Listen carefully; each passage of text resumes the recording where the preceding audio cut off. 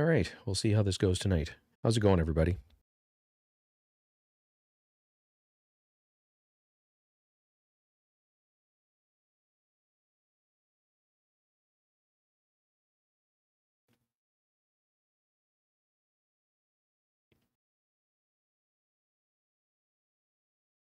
Hey, Max, what's going on? Better. It was a rough morning, but I slept last night, which I'm grateful for, but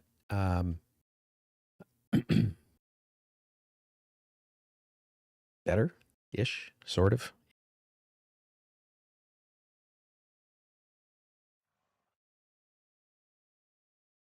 So, you know, I know that's not really an answer to your question, but yeah.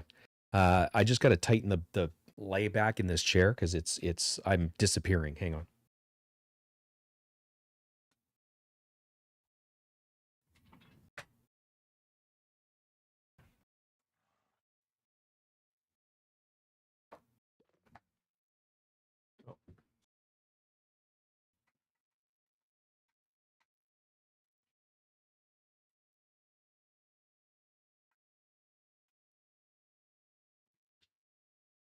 That's better.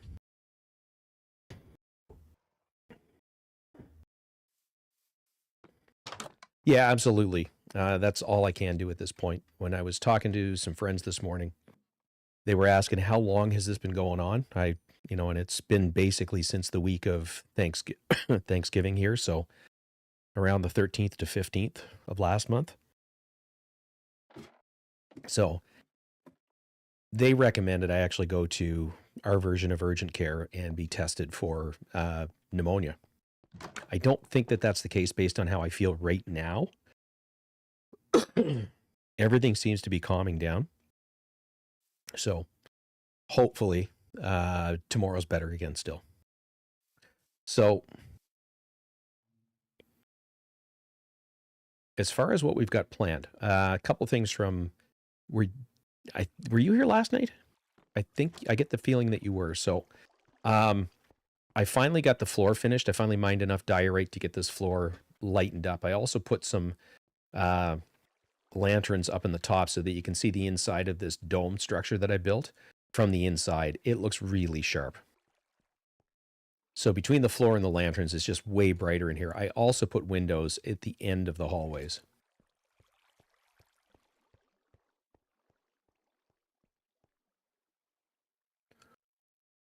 No, and I tend to agree. One way or the other, I'm going to do that. I don't think urgent care is open on the weekend, so Monday, I've got a car appointment first thing in the morning to have the winter tires, snow tires, put on the first of our two cars.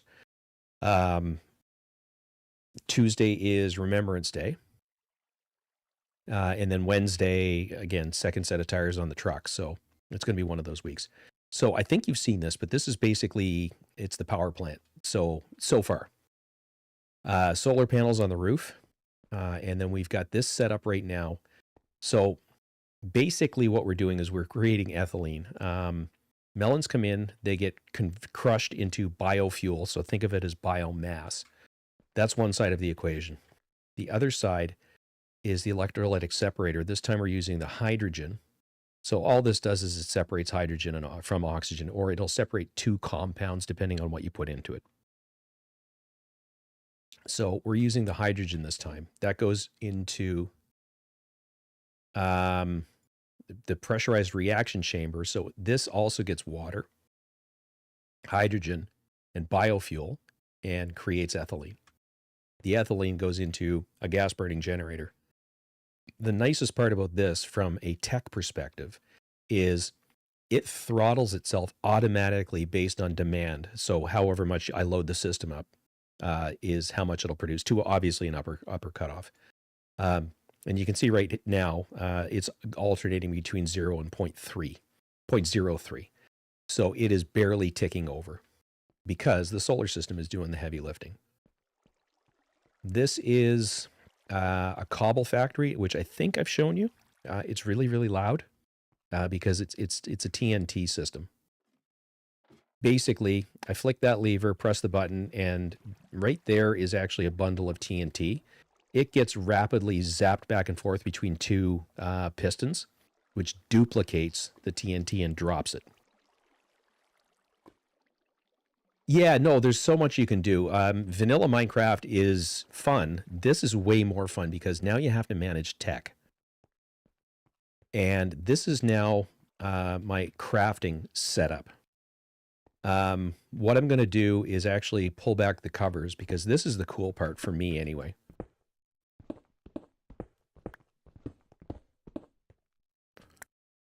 Is figuring out routing.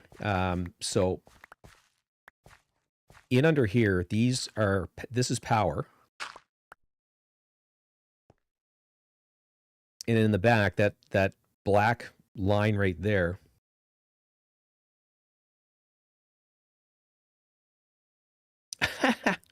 Hey, Thorn.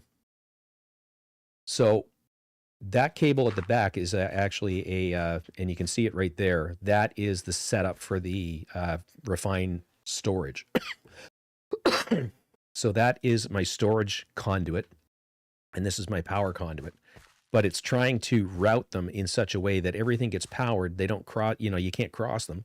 You have to work around each other. So this is the fun part for me, is laying out the infrastructure in underneath it, behind the scenes, and then covering it all up so that you can't see it.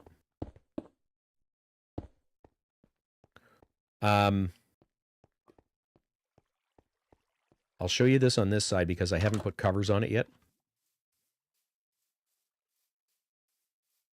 But right here, this is power. This I'm not going to be able to cover. It's going to be the only exposed piece on the entire, this side of the build.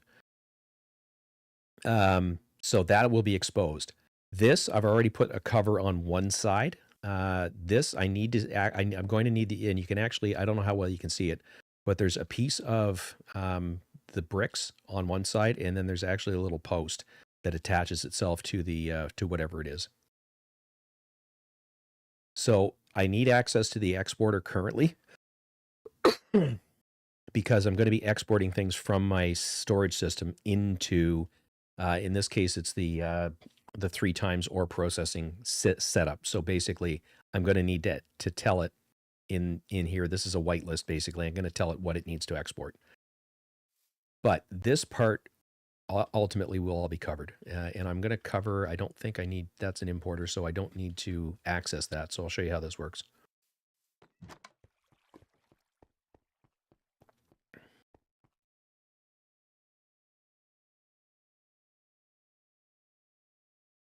So I'm only going to do one. So I just grabbed one out. So this is the cover. And you can make these to whatever you want. So I've got cobblestone, deep slate bricks, the stripped oak log, and dirt, depending on what I'm trying to hide it around.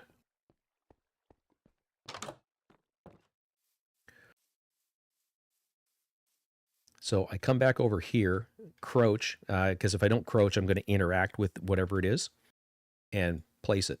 And you can see that that eventually is how this whole wall will look. You won't see any of the conduit.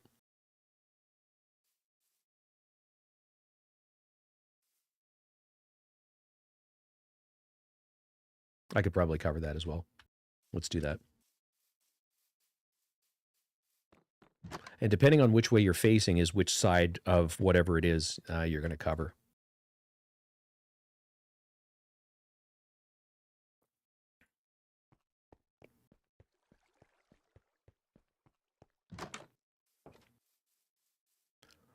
They are not supposed to be here. Fuck. Basically, the reason I ran away from those guys is if I kill them, it'll trigger a raid, and I'm nowhere near being ready to take on a full-on raid. So what I'm going to do is travel to the Nether.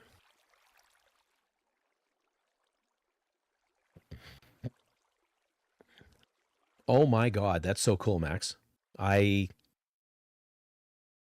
If you don't mind me asking, how much did it, what are the specs of your setup and how much did it cost you?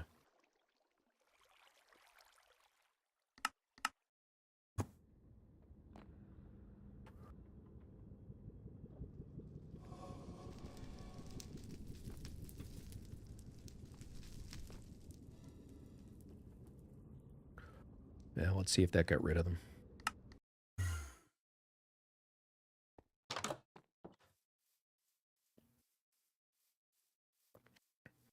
Yeah, I'm feeling better overall.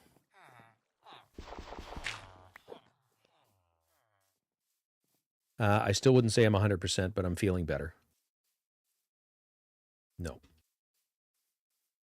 All right, so we're going to go do something different here. I'm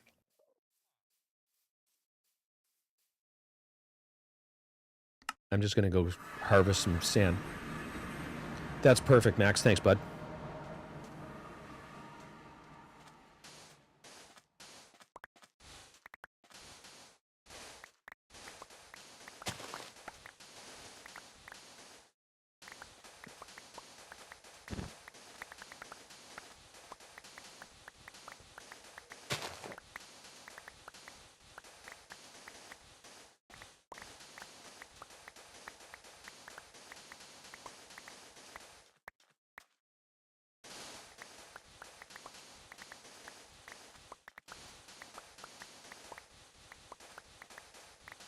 By the way, Thorn, from last night, or this morning, I got up and watched last night's video, mostly when I was getting my ass handed to me in the Nether, because I wanted to see if there was something I missed, and there was. I figured out where my path into the Nether Fortress was, so I went and did that this morning. So I raided that fortress, and managed to get my nether wart. Oh, that's not good. Going home.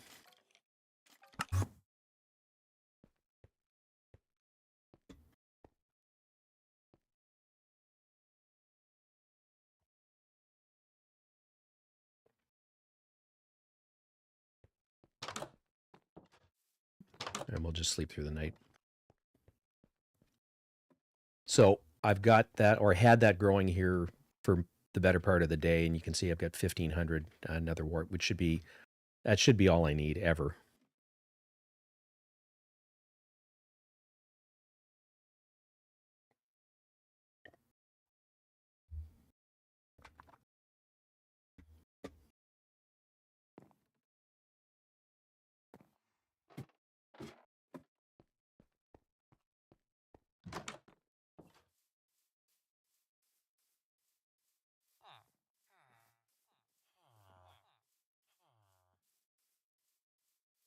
All right, that get rid of them. Basically, what I was doing is force despawning them by going and doing something different for a bit. So what we need to do here is we need to put something on this side, much like we did here. And then something on this side. So this ultimately is what it's going to look like. I'm not going to cover that part of it, but you can see.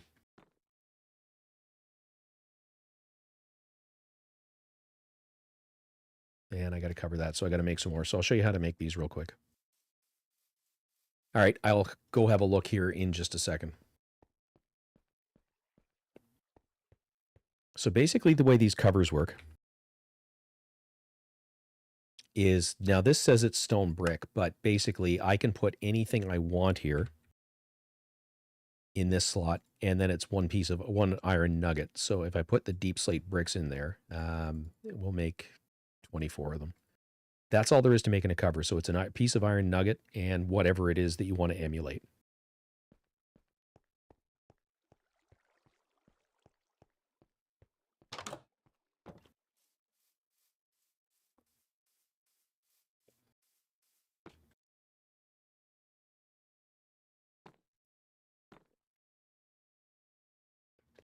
And I need to get one over further.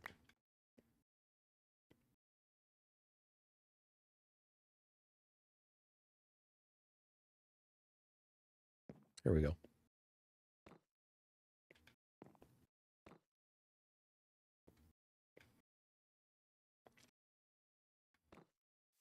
So like I said, I will end up seeing this, but it's a small thing.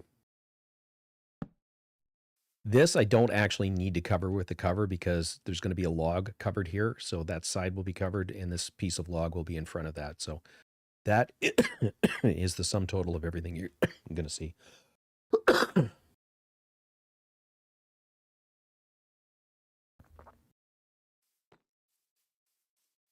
And then over on this side, I haven't covered any, or I covered it all. So that's what the wall looks like. And there is actually cable running in here all the way along here.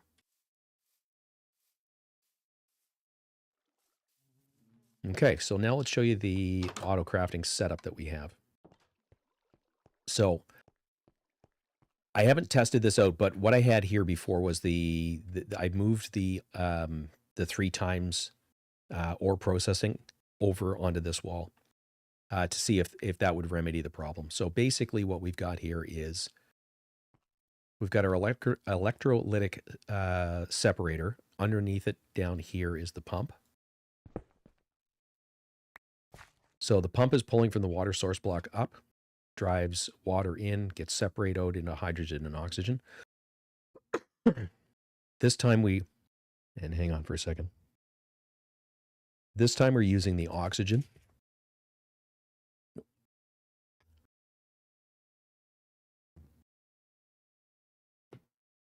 Which gets pumped into the purification factory. So using the oxygen, this is where the ore comes in, and this is where the multiplication step happens. And in this case, it's 3 times. So that gets pumped over here into a crushing factory. It turns whatever it's produced into crushed version. Then we enrich it, and then it smelts, and then it goes out the back into the storage system. So that really has not changed other than I put it linearly instead of basically over, down, across, and up when it was outside. Now, in and around here, I've also got an enriching factory with, these are all crafters. The eye is pointing out or not pointing at anything, which means it is exactly that. It does auto crafting. If I aim it into a block, it will feed things into a machine for automatic machine crafting. So over here into this enriching factory, I'm putting in, or we're creating, by inserting a diamond, we're getting out enriched diamond. So this enriched diamond and enriched obsidian in this machine. And the other one is right here, and it's doing the enriched carbon, enriched redstone, and the obsidian dust. So I just split the load between 2 machines. Here we've got a crusher that has these patterns. Basically, these are crafting patterns. If I take them out, they look exactly like that. It is a pattern. So this one inserts an iron ingot, and I get iron dust out. This one inserts a gold ingot, and I get gold dust out, osmium dust, and diamond dust. So that's what this does. We've got more crafters here, sort of basically any machines that touch each other in refined storage, they power each other off of each other, so to speak. So that's the reason that it sort of looks like it does. What I've got here, in behind here is an exporter. The exporter is exporting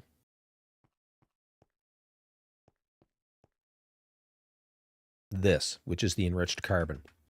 Inside the exporter,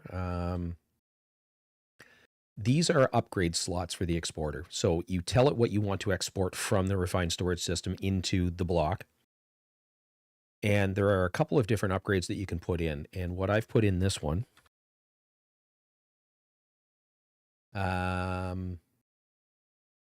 it's called a crafting upgrade. And what it basically is it will put in the existing whatever you happen to want. And if there's no more in the system, but there's a crafting recipe for it, it will craft it so that it makes it available to the system. So basically what this is doing is this is asking for carbon. You can see here its stockpile is full. The tank is full. And as soon as one of these gets used, it will kick off a craft over here, and it will make another one to send back to that machine. So this machine now exclusively uses carbon. So basically right now I'm just making steel on this one. This one is exactly the same except it's redstone. And this currently is making 2 things. It's making the infused alloy and the basic control circuit, which I used to have to do manually. This one is got the, oh, sorry, this is the advanced compressing factory. It's set up exactly the same way. I'm exporting from the system osmium, and then I'm inserting things in the top with the crafter. I don't have any set up yet because I haven't had the need to use this yet. This is a smelting factory, and basically the way I've set this one up is there's two crafters pointing at it, which doubles the amount of crafts I can do from the one unit. So this would be your basic raw processor, your advanced processor, and glass. This one is the advanced processor. It turns steel dust into steel ingots, and it turns cobblestone into stone. So that's what this does. This exporter points over here. This puts in the diamond. This one is crafting obsidian dust into refined obsidian dust, and infused alloy into reinforced alloy. And then the last one, again, an exporter here, it's inserting the enriched obsidian, and this one is doing the reinforced alloy. And then the rest of the crafters are doing various things, which leads me to this stack O refined storage stuff. This is a crafting grid. You've seen that before. This is how you interact with the system. It's got a 3x3 crafting grid, so you can craft directly out of your storage. And it also has a list of everything that's in here. So this we've seen before. This is a pattern grid. This is how you tell the system, like if I want to make this teleporter, it lays it all out. I hit create, it creates the pattern. I can then auto craft teleporters, assuming that I have already got all of the ingredients or the patterns to create all the ingredients. The last one up top is a crafter manager. It's not really required, but it's really helpful. So, and a lot of this stuff is missing apparently. Half the machines are missing. Interesting. So that is a glitch in the system. There we go. Every once in a while, I don't know why it is, but with refined storage, you got to break a block and then reset it. It works. So this has got the enriching factories. Those are on the other side. So this is your carbon, redstone, obsidian dust, diamond, and refined obsidian. These are the crafters themselves. These machines we've already gone over. So these are the way that I've set this up so far. It gives me a nice grid to look at what I've got. When I start to get close to filling this up, I will just add extra crafters. So basically, I now can make the quartz enriched iron. I can make oak planks from oak, crafting table, furnaces, make the patterns itself for pattern crafting. The basic raw processors, and that actually reminds me, I did need to add this, so we'll do it right now. So for those basic, if I could spell,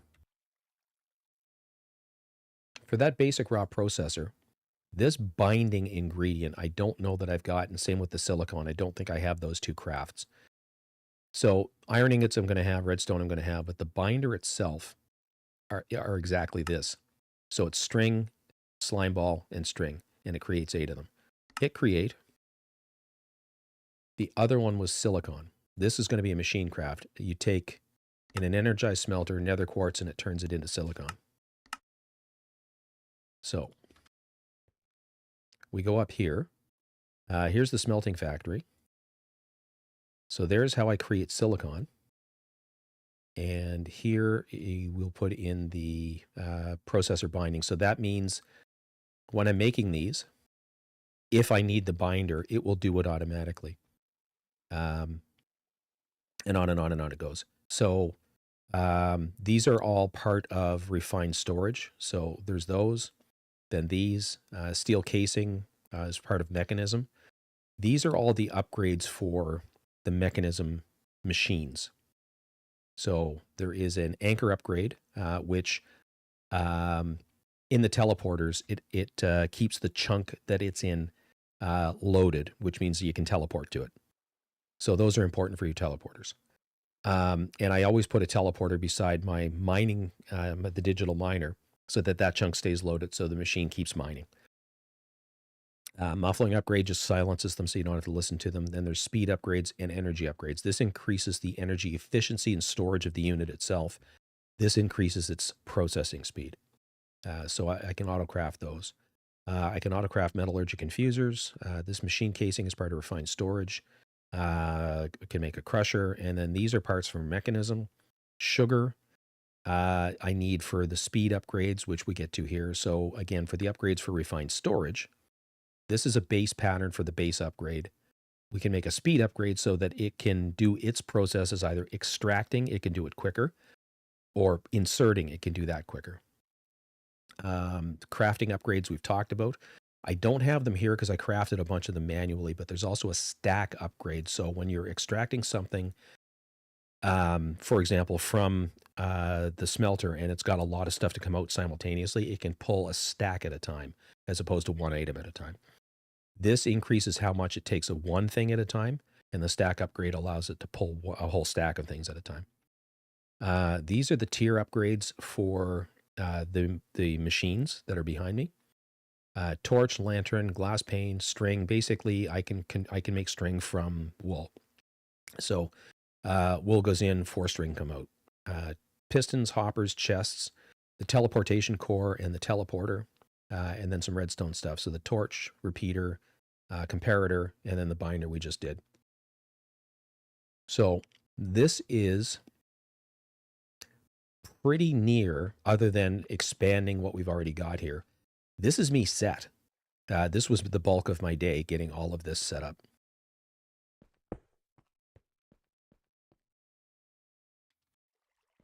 And we're going to go sleep. And why go outside if we don't have to?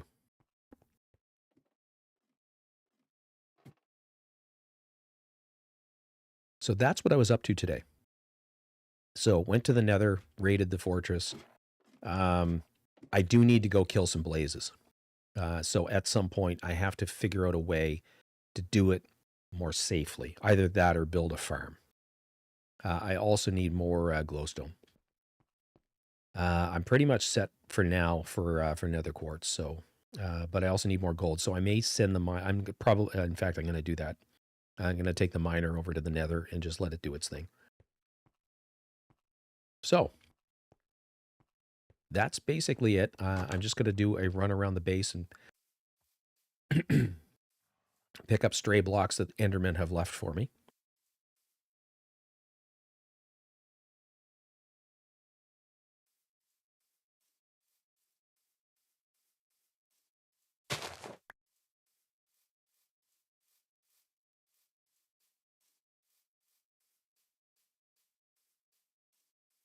But you can see the roof is now completely green, so the copper has oxidized completely.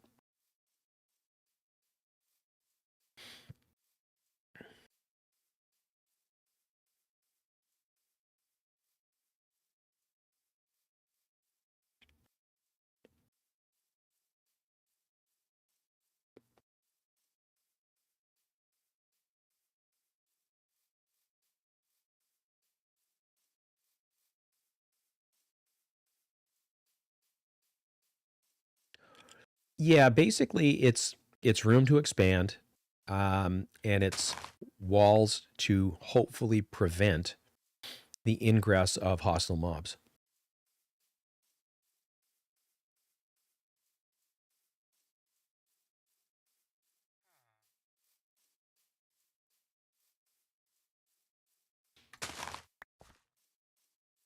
And that's the reason for all the torches on the ground. They spawn at very specific light levels, and the way I've got the base lit up is I'm not supposed to get any hostile mob spawns.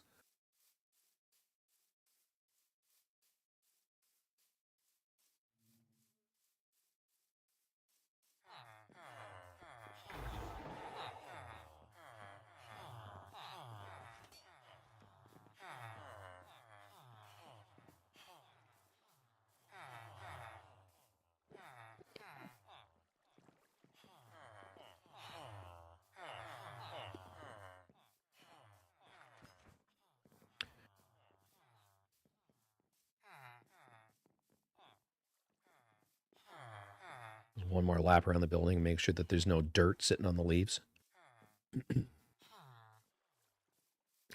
And you can see the solar panels on the roof of this side of the building, Max. So basically each array or each line is 3, and there's 4 of those, so I've got 12 solar panels up there, which is roughly equivalent to what you'd put in an actual real no shit house.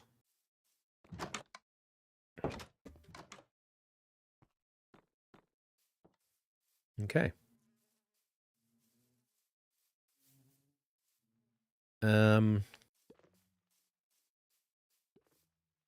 Let's go put the miner in the nether.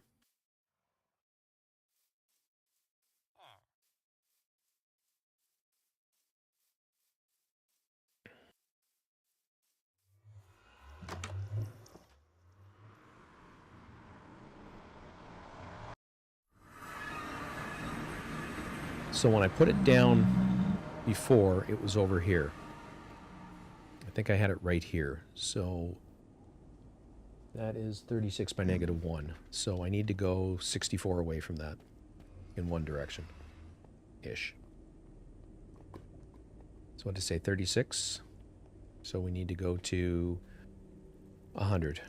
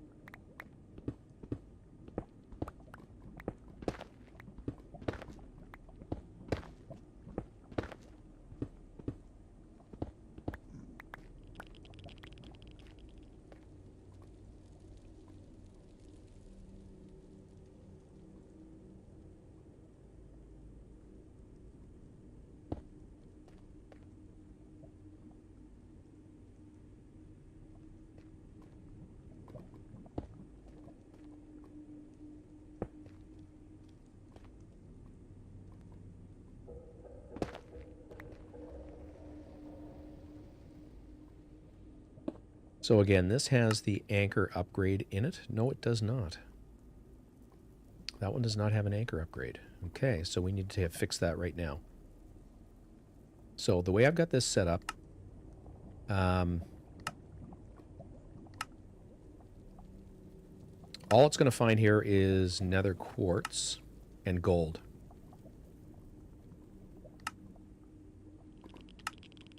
So it's going to start mining those. I need to go make a, let's go home real quick. And we need to make an anchor.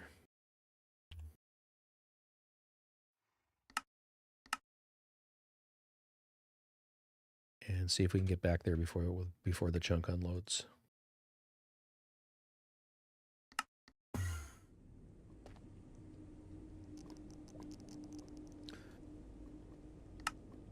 So this now has an anchor upgrade.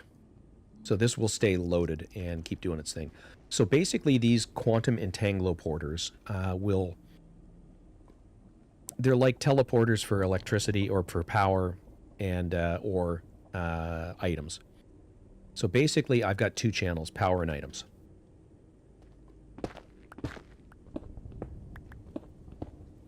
This one is set to power.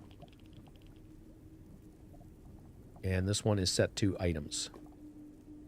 So this one, and I'll show you where they get fed from. So that's basically how we're powering the machine and how we're extracting the items out of it. So we're going to go home.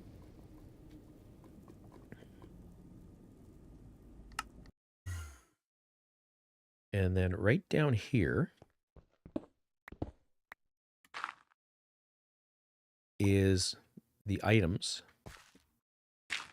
counterpart that has an importer on it. So basically, items are going in on the nether, transmitting themselves to this device, and then getting imported into the storage system.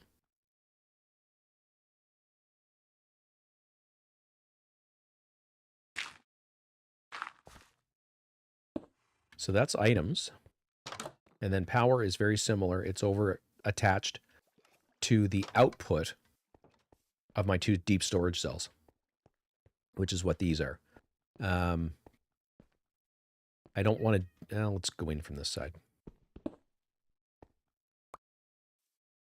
So right here is the power. So basically we've got power feeding down from the solar systems into the first one, which is linked into the second one. We've got power from the gas burning generator. And you can see right now that it has ramped up from 0.03 to 5.43. And it is still maintaining a full charge. So this is, the miner is doing its thing. It's a huge power draw. But the power for this goes down under the floor, comes back up here, and also feeds into the first of the cells. And then this is the supply line out to the rest of everything.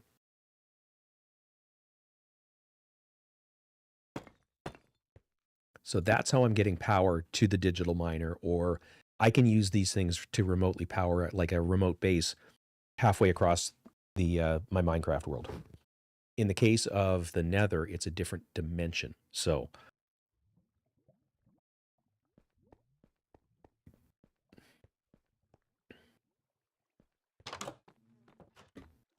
I don't have to go back over to the other side anymore. But what you can see from here, if I put in ore, we now have 80 gold ore. We've got more dimensional shard ore, which we don't necessarily need yet. And we get nether quartz ore. And these numbers will gradually go up. So there's that. And then it will just do its thing until it finishes mining those 2,000 blocks, which are basically the way the miner is set up. Is it looks in a 32 block diameter around the miner from bedrock to build height in whatever dimension I throw it in. And then it catalogs all of the ore pieces that are in that piece of area and mines them out. So it's an incredibly powerful miner. It also means that I don't have to do it.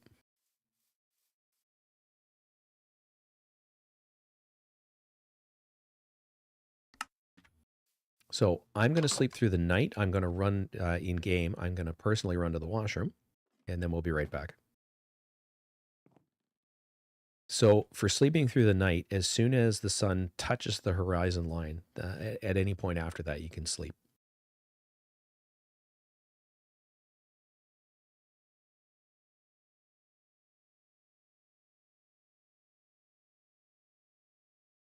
All right, I'll be right back.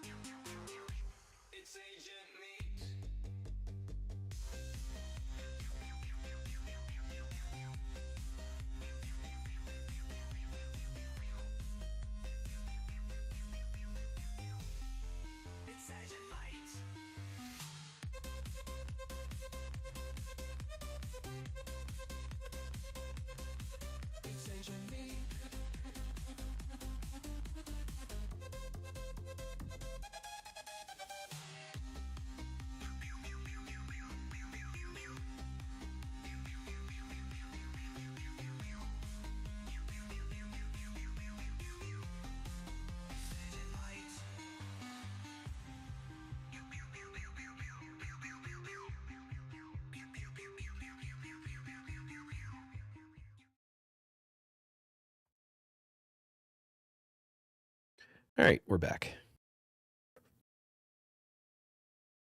And I find if I chew gum and stay hydrated, I'm not coughing as much. So excuse the mouth movement constantly.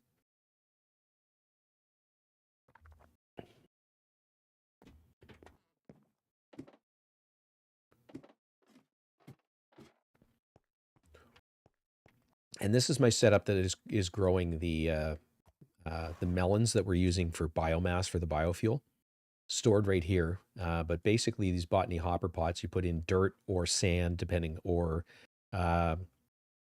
soul sand for the nether wart, and it'll grow whatever it is. You can see here the progress bar up at the top.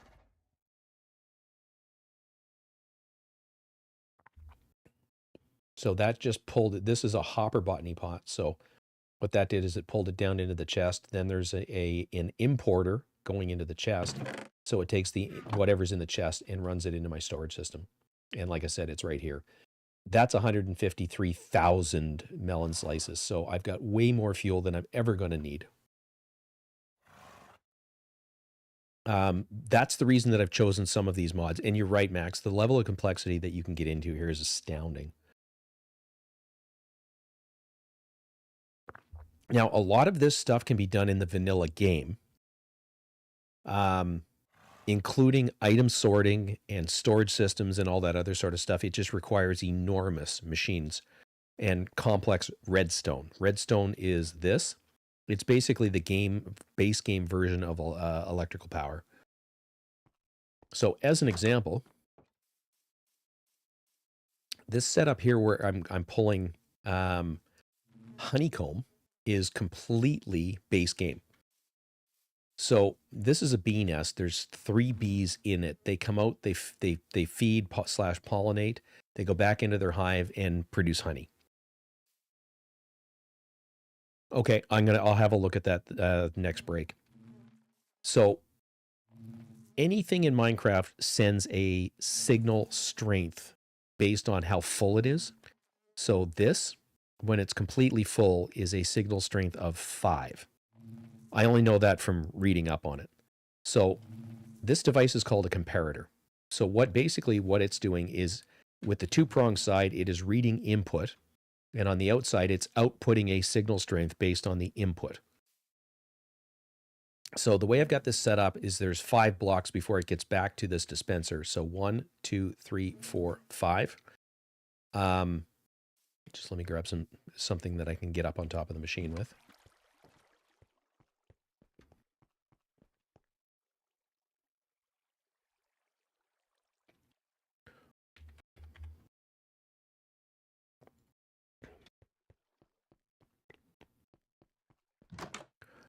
So each of these would be in the game called a slice. So each slice is kind of independent of the slice beside it.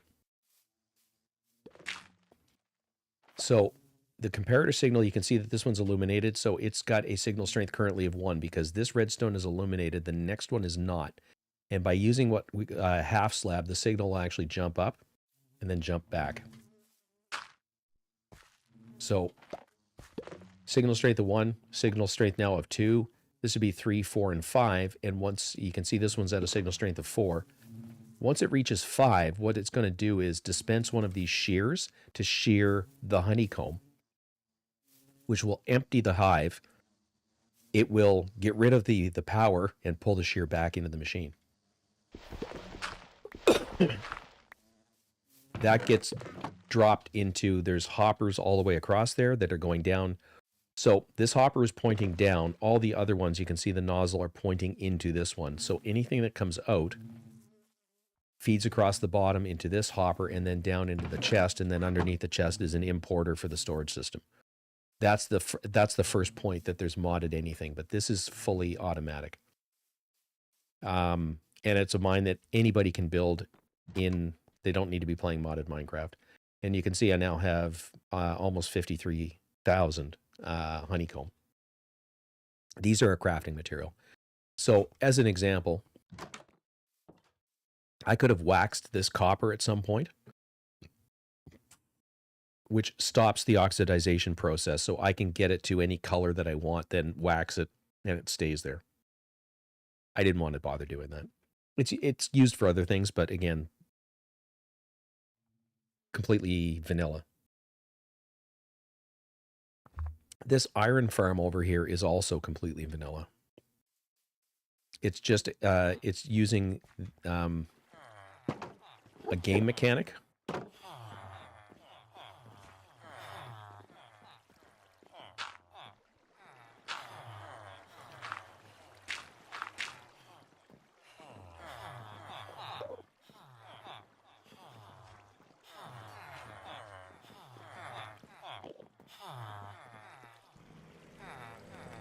When you look at Enderman, it attracts them to you.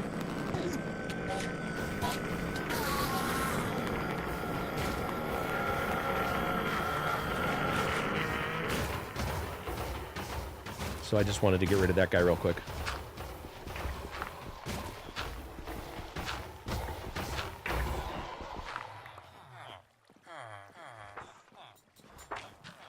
So the way this farm works is it's a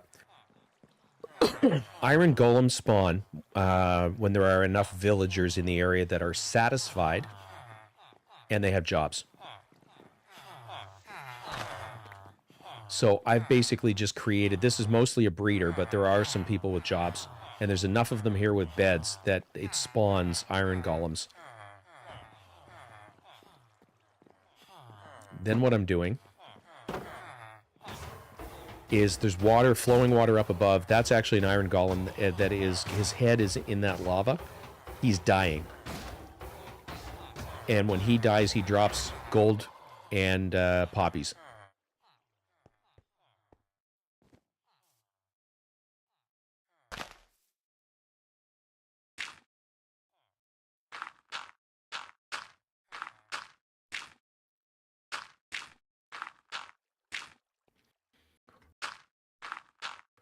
So basically, looking at the far side, I've created, and one just spawned right there while we were here. We've got flowing water in two separate directions that pushes them down into that central chute, kills them, and we collect the drops. So there are water source blocks up against the wall on the far side. Water in Minecraft flows for 7 blocks in total. So this is, I believe it's 8 blocks from the source block over and 8 blocks from this wall to the edge of where the chute is to drop them down. So that's basically what this is. There's enough villagers in there that we get iron golems spawning. They spawn in, and the path blocks are not spawnable. Leaves are not spawnable. Stairs are not spawnable. So basically, this whole area, from a golem perspective, the only place they can spawn is in the flowing water. So, and these are all just game mechanics that we're exploiting.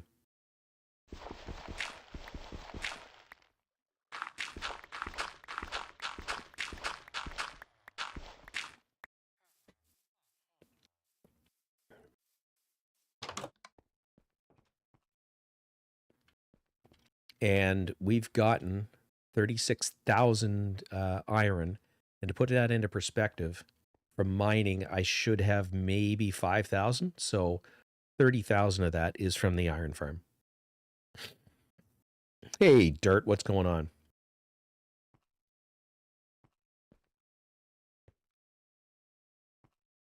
Just finished giving a big base tour, which I'll do again for you,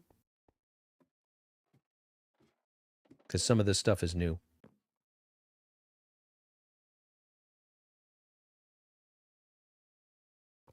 How you doing, by the way? How's your day?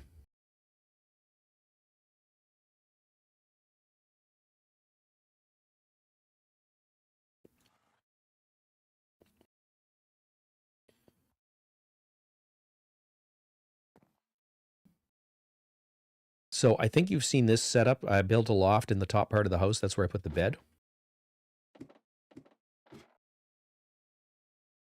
Yeah, so this, I think you've seen most of this stuff. So I added an extra column of storage on this side. I didn't add anything here because I wanted one extra hopper botany pot. I may at some point move this outside or elsewhere.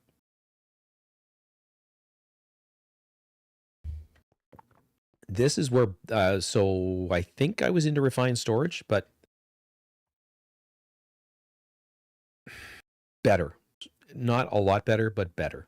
It was a rough start to the morning, but I actually slept better last night than I have, or I got more sleep. I didn't sleep better, but I got more sleep. So I think I'm on the mend. Basically in here now, we've got our crafting grid, which is accessed digitally to all our storage. This is a disk manipulator, so when these, every once in a while, this glitches out where the drawer controllers are not recognized by the system. I chuck a bunch of things into the system and they don't go into their storage drawers. So basically what I do is I break and reset the piece, which resets it. And then I pull the 2 disks out. So one has items in it. This one does not. So basically I just I pull this one, move this one across, put the full one in here, which runs it back into the system, and it will restore things back where they're supposed to be. So this is just a disk manipulator. This, I believe you've seen, Iron Farm. I've moved everything indoors. This used to be a little further over by the honeycomb farm, and I just put some fence posts on it and turned it into a lamp post basically. But this allows me to fast travel to a bunch of places. So the solar system is now on the roof on the short side of the building. I upgraded from 8 to 12, so that's my solar system done. I'm not adding to it.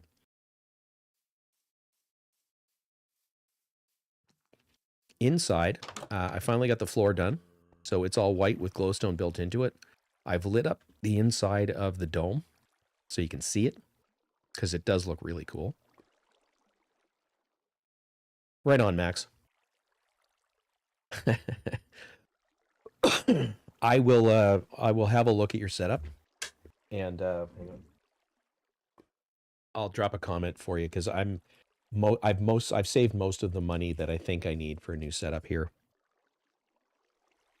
But sleep well, Max. Have a great night, bud.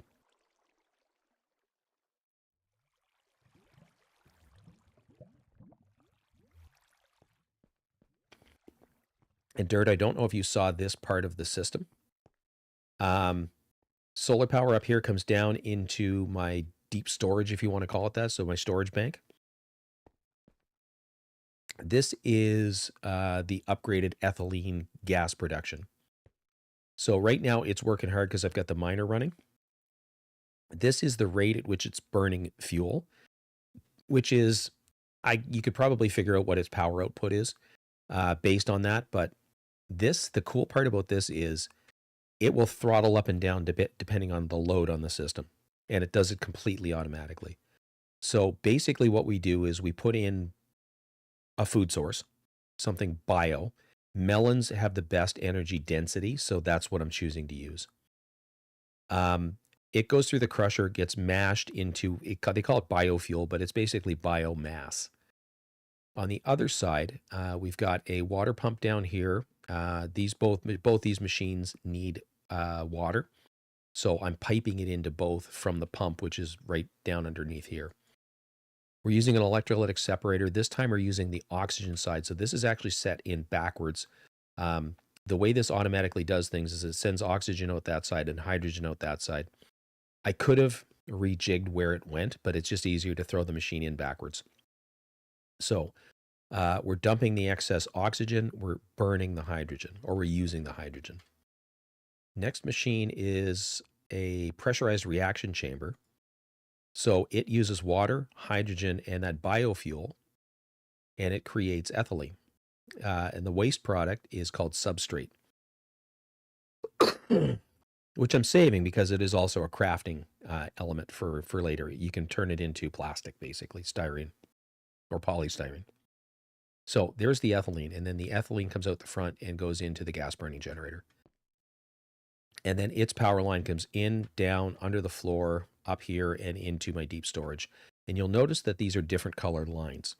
And there was no point in upgrading the upper line because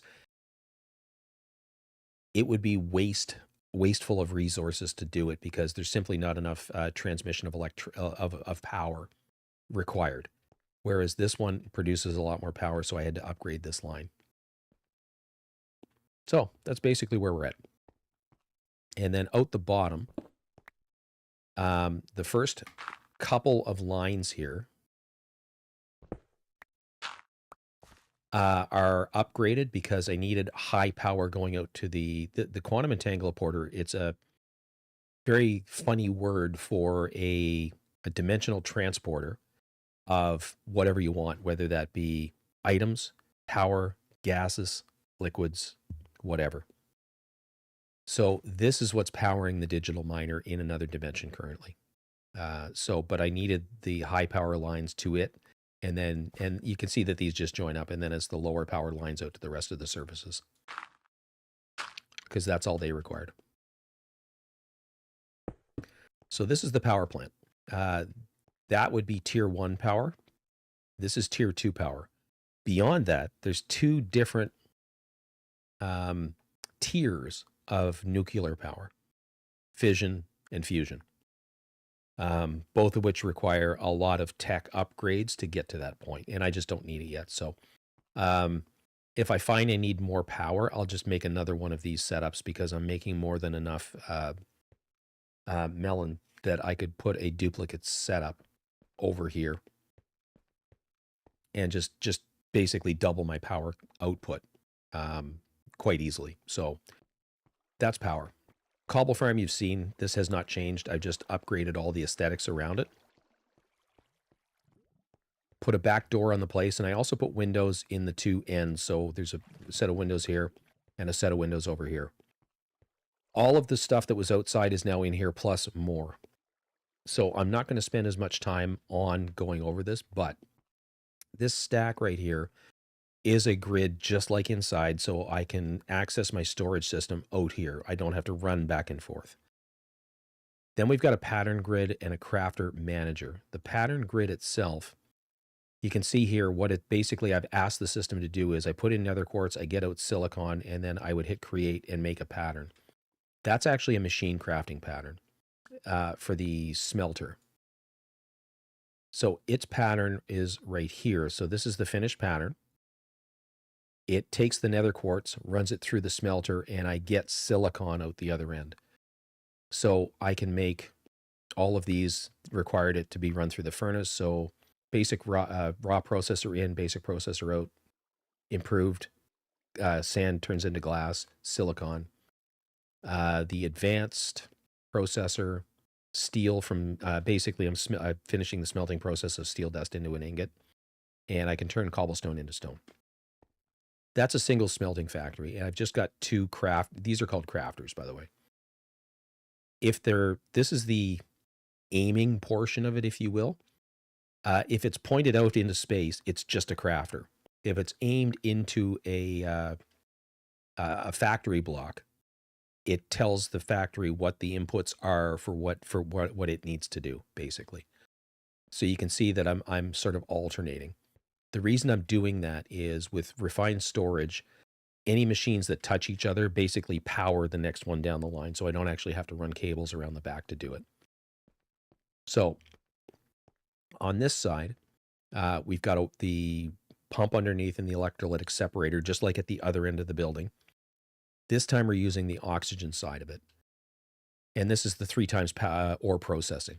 So with oxygen and whatever ore you put in, you get your output, which then pumps it into the next machine. This machine, the way I had it set up is this was actually elevated by 2, and the flow went into the purifying factory, which was here, down to the crusher, across to the next one, up to the smelter, and then out into the chest. That's how I had it set up when it was still outside. I just set it up linearly here because I had the space to do it. Excuse me. So the crusher takes its feed from this machine. It spits it out into the enriching factory, which takes its feed again from the crusher and then spits it into the smelting factory, which smelts it into its final bit. And then there's an importer on the backside of the machine. And I was showing Max this. He found this kind of fascinating. This is the part about the game that I actually really, really dig, is the infrastructure that's hidden that nobody really sees. So basically I had to run power all around here to get this powered, and then the rest of the machines powered. And then hiding back here are actually the cables from the refined storage system. So it's fitting it all in together and then making it neat so you don't see it.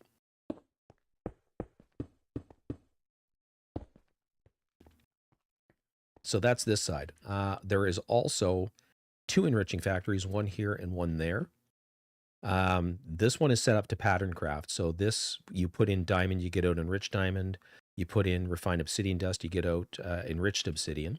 That basically gets done automatically here. This one makes your enriched carbon, your enriched redstone, and your enriched obsidian dust. This is a crusher. It is making iron dust, gold dust, osmium dust, and diamond dust. So that's what this one's responsibilities are. Over on the other side, we've got the crafters, which I'll get to in a second. There is an osmium compressor and another smelting factory. This one has 2 inputs on it, just so that I can double the number of crafting recipes that it can create. I showed you this one already. So this is where it gets kind of interesting. Hiding in behind this cover is an exporter. It is exporting this enriched carbon. Inside the exporter is an upgrade called a crafting upgrade. So in this particular case, it will export things from the storage system until it runs out of storage. If it still has a demand, i.e. it needs more, it can trigger the craft that makes the next one. So when as an example from this one, I can make steel. So you take iron, it turns into enriched iron. You take the enriched iron, it gets turned into steel dust. And then the steel dust gets inserted into the smelter, the furnace, and turns into an ingot. But with those crafts, I'm eventually going to require more carbon. So it will automatically craft it over here and then feed it back into the system. So this one is always full of carbon. So these are its crafts. Exact same thing here. This one has redstone. These are its crafts. This is we'll come back to that one. This one is diamond, and these are its crafts.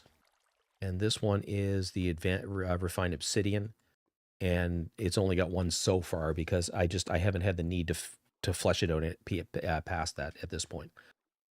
So now instead of having to feed the machine with the 2 inputs and then wait around for it to finish and then put it back into the crafting grid, yada, yada, yada, it now happens completely automatically.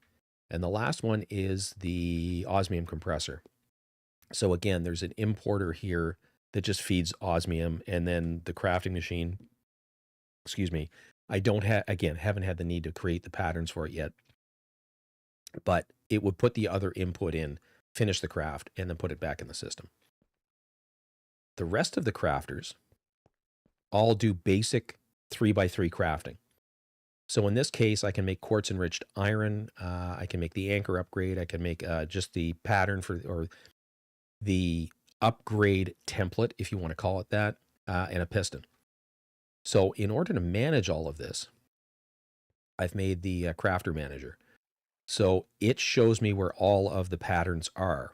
And again, it allows me to, basically the way what I try and do with these is, if I know I'm going to be making a raw basic processor, I don't want to put things that are going to need that as part of the craft, because it has to wait for this to finish before it can do the next part. And if I'm making multiples, it has to wait until this is completely finished before it can move on to the next one. So this just allows me to keep track of my crafters and also graphically realize when I'm running out of pattern space, and I can just add more crafters to the setup. So this is the auto crafting setup, and it's fully set up.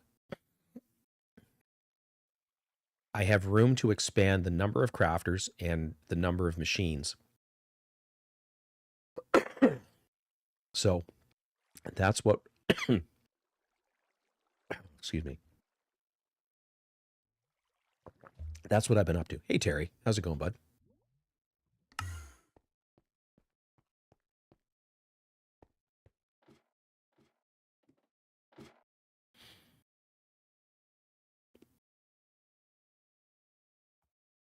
And the cool part about the auto crafting is it allows me to do it right from the crafting grid automatically. So as an example, let's say that I know I'm going to need a piston. And I think I need 1, 2, 3, 4, 5, 6, 7, 1, 2, 3. I need 10 of them. Hit start.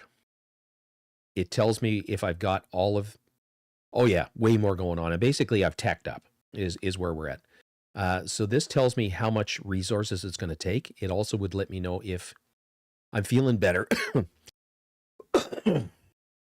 I've been doing a lot of talking, so my throat's dry, but I'm feeling way, give me a sec, way better than I have been feeling. So I think I'm finally on the mend. Anyway, dirt, like I said, this will also tell me if I'm missing items that it needs for the craft. Hit start, and you watch right here that it is crafting those 10 pistons. So that's it, done. Don't have to do it manual anymore. I can pull those out, use them. If I don't need them right away, I can just fire them back into the storage system.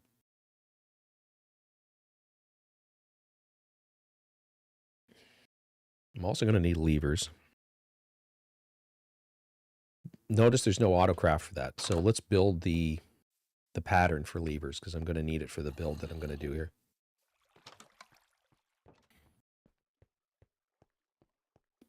So in this case, we go to the pattern grid. We go to lever. We select it from JEI. It says exactly what it needs: a stick and a piece of cobblestone.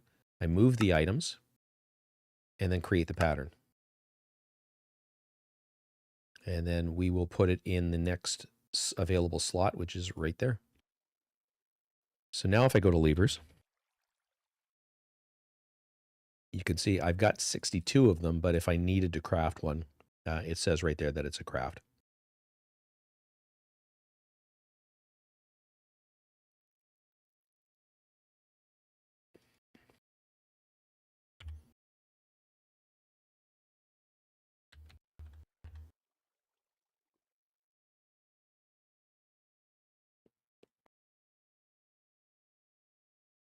So I'm just pulling out some of the stuff that I'm going to need.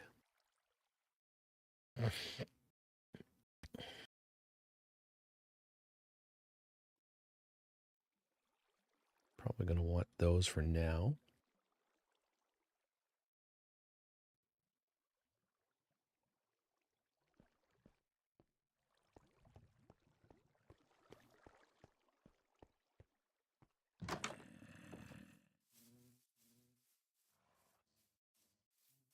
I can hear a zombie.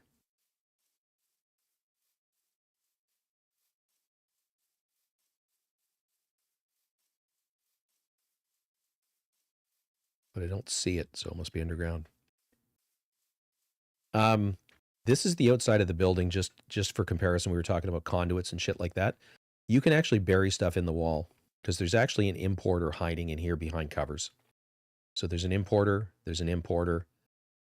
These are just regular bricks. This I'm not going to be able to cover because it doesn't have the equivalent of the covers that refined storage has. This I'm not going to need to cover because there's going to be a log here. And then on the flip side of the building,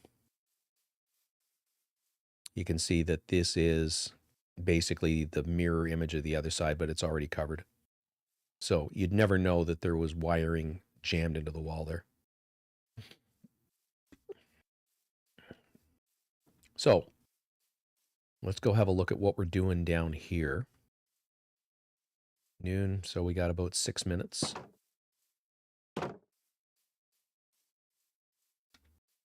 May as well grab these.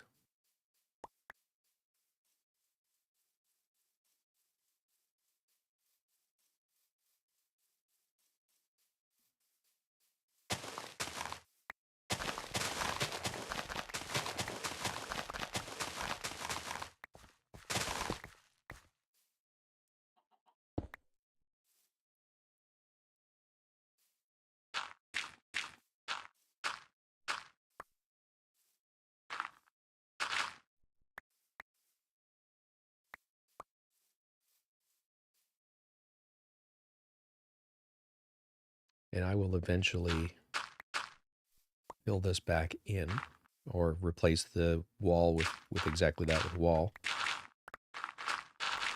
But I need to dig out underneath the building itself.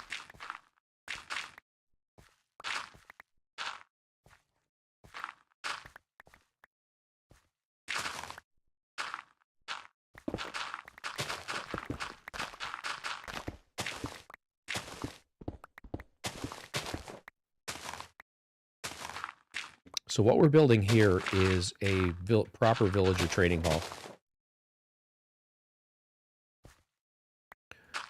The one that we've got behind me, it was intended to get me started. The problem is it is so friggin' chaotic in there. It's not easy to assign trades. So we needed to build something that was a lot less chaotic. So that's what we're doing now.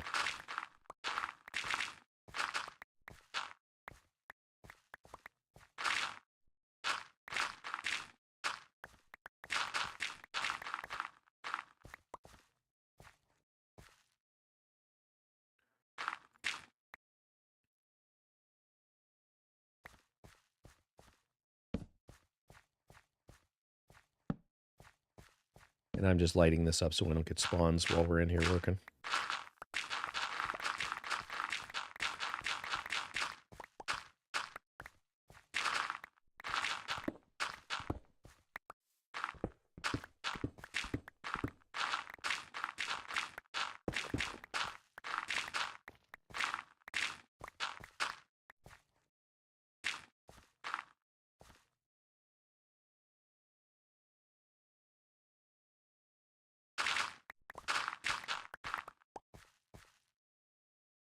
Hey, what's going on? New skin? You mean the skin that's on this Ouroboros? Since I'm playing the new update to the Temu version of my Division.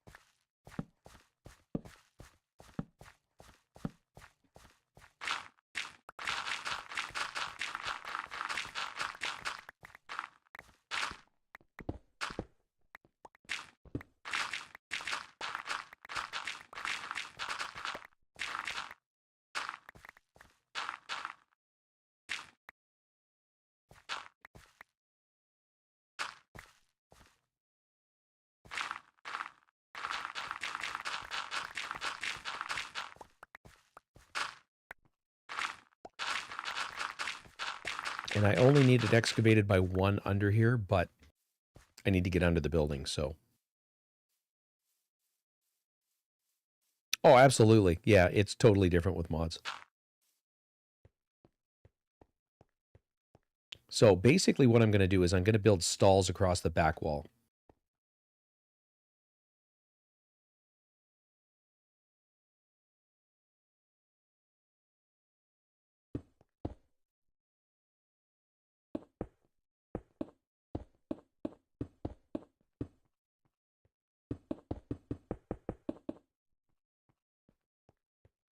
Each one of these is going to house a villager.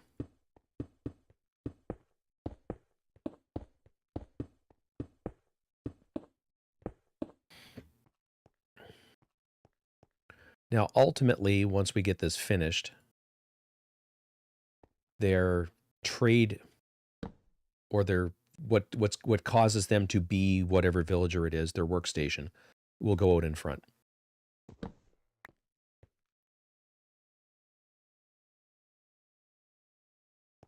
And then in front of all of these,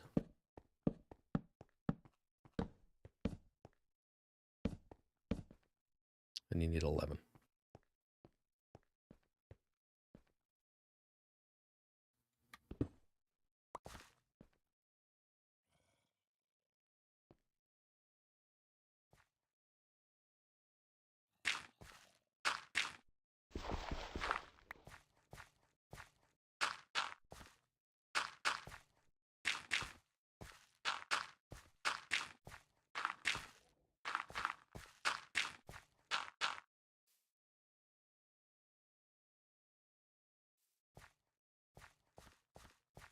Actually,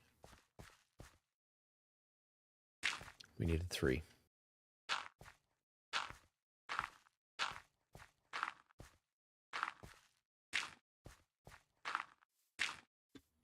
And just because I don't want to get eaten while we're here, or at least attacked, I'm just going to put down a few more torches.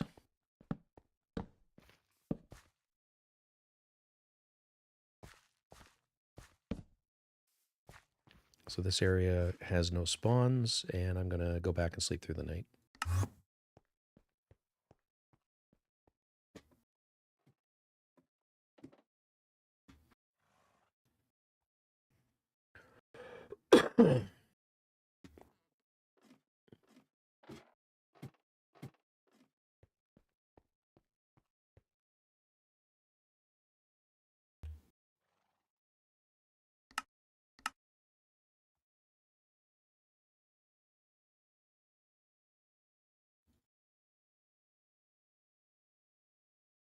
Yeah, things are going all right. Work. I'm slowly getting over the wicked cold that I've had. Still don't have a whole lot of interest in playing Division, so hence the reason I'm not.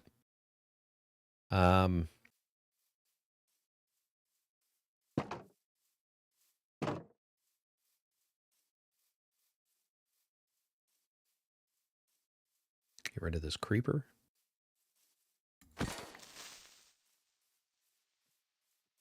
By the way, the reason I jump when I'm attacking them, if you've never played Minecraft before, is the extra momentum of coming down into whatever it is you're trying to kill does more damage. And in hindsight, I'm going to replace these with a more permanent block. So one of the mods that I've got, we've got the mining gadget. We've also got the building gadget, and part of that is the exchanging gadget. Those were actually the concept behind them came from Direwolf 20. I don't remember who he got to code this mod, but this basically is a mining laser. It's very, very cool. This allows you to build to you or build walls, or just rapidly you can build shit.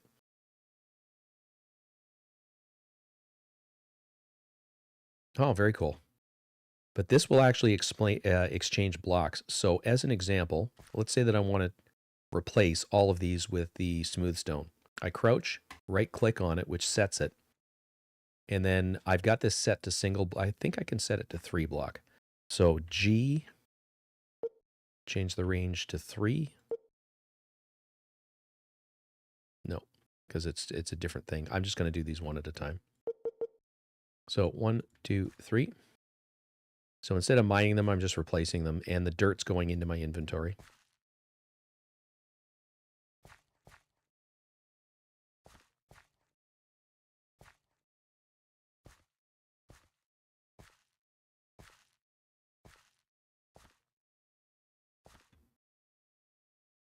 And then right here, no, we don't need out here.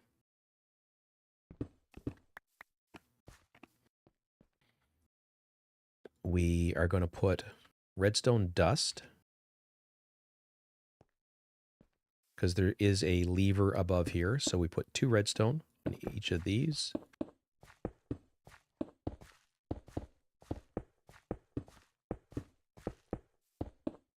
Basically what that's going to do is the lever will activate that, and we're going to put a piston facing up on all of these.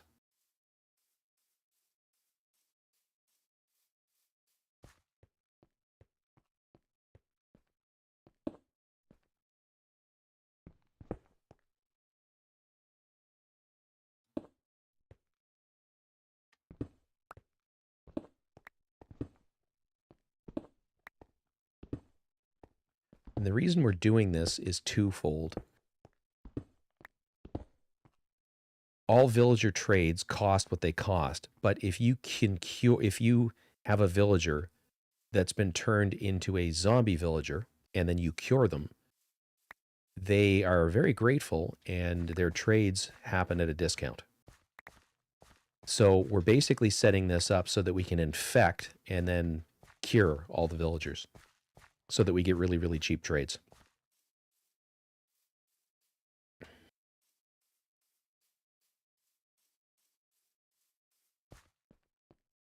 And this is pure vanilla.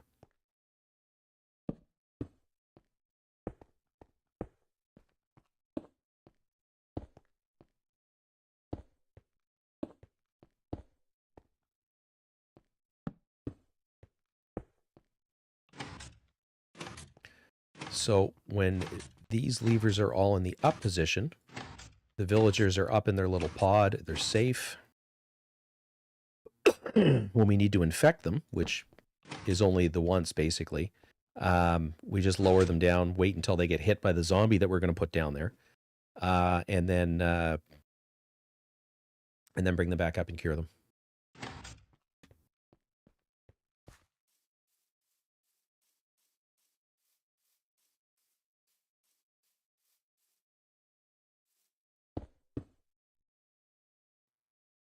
No, I meant to go one out further.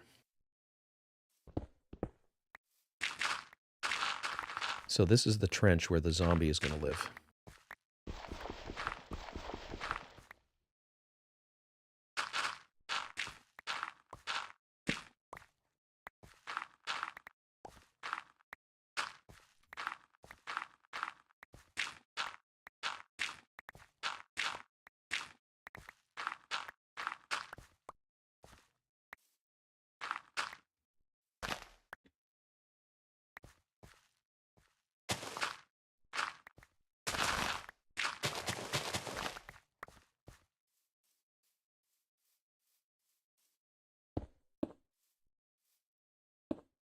So I'll show you the building gadget because this is actually kind of cool. I'm just going to enclose. Actually, I can do that with the building gadget as well.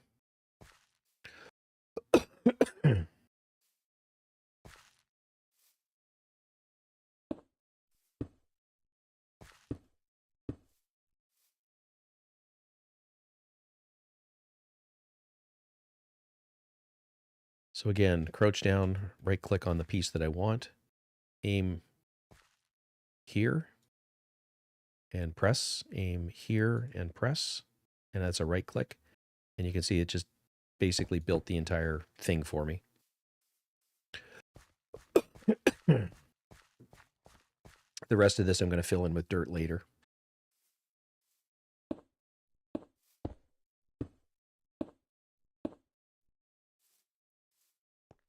So this leaves us a place to put the zombie in, and I need more material. Now we're just going to fill in these.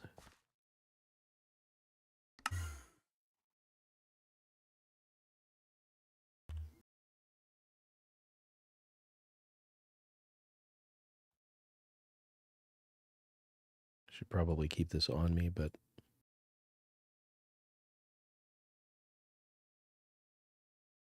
that should be enough dirt to cover it back. I don't need the redstone anymore.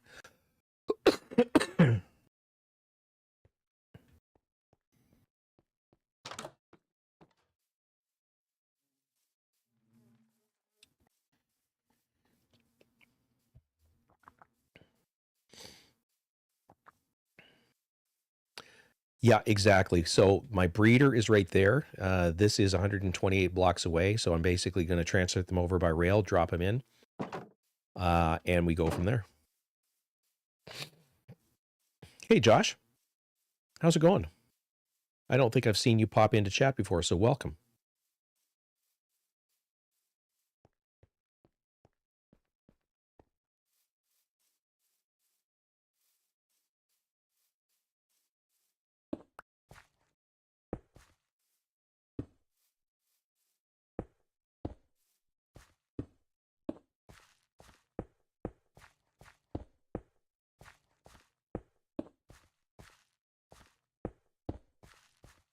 Welcome.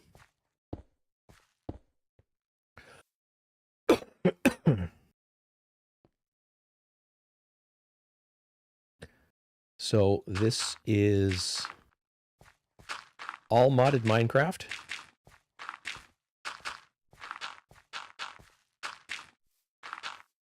And I hope you enjoy what you see here.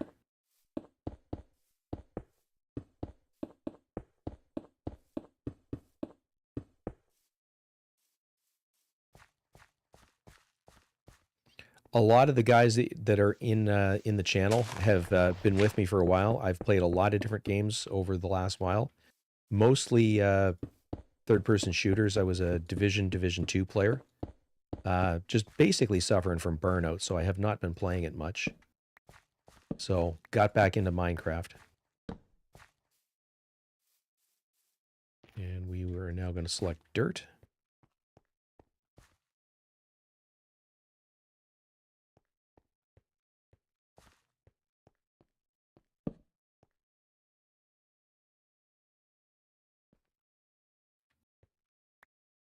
This just makes building quickly that much easier. So this is the Direwolf 20 building gadget.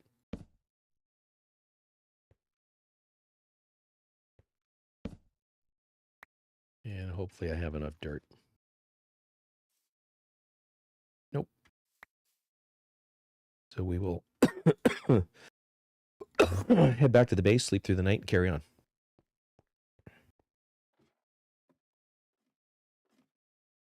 So I play a bit of a mix of both vanilla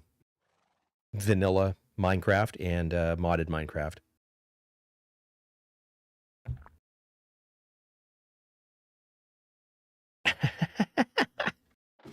Never.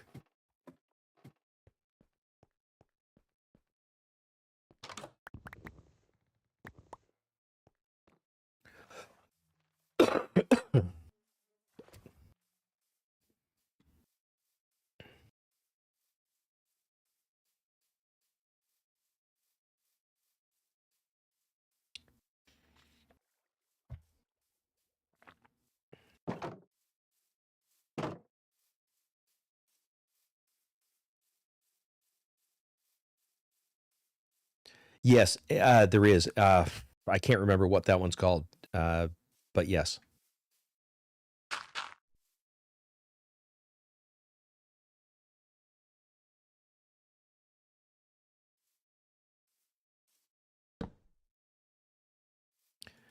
This stuff just makes building that much faster. It's highly enjoyable. And then I actually went one too far, so we're going to just exchange these for smooth stone, which were out. But that shouldn't matter. It can stay dirt.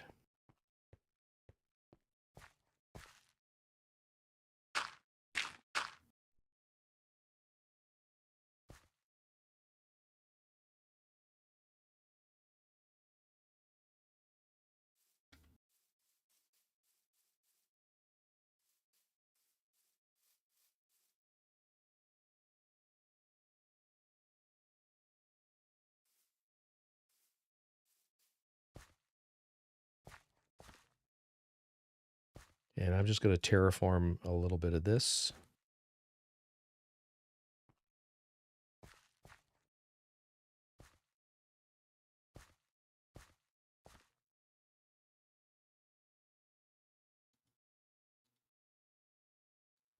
And we're out of dirt.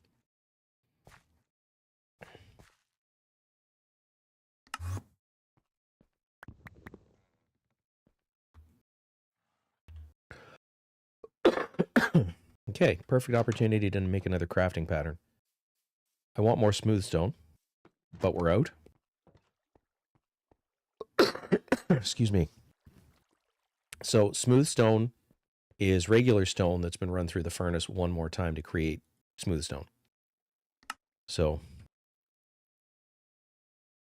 there's the smooth stone. And again, it is stone in an energized smelter, turns into smooth stone.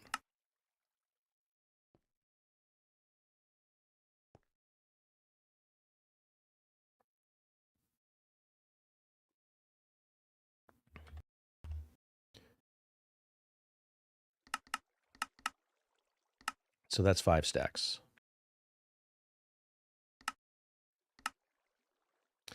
So you can see we've now got stone going into the system. If I think I've got a spare stack upgrade.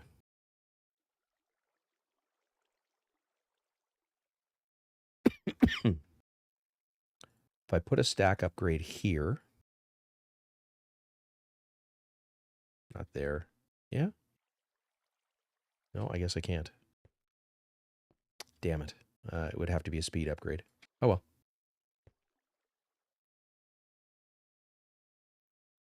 So that will do its thing.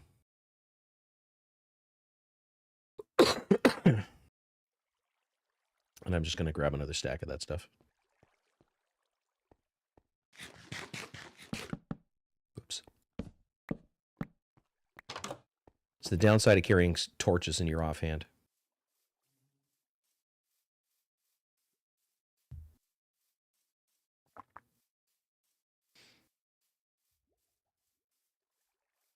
Which we don't really need to do any longer, so I'm going to pull them out of there.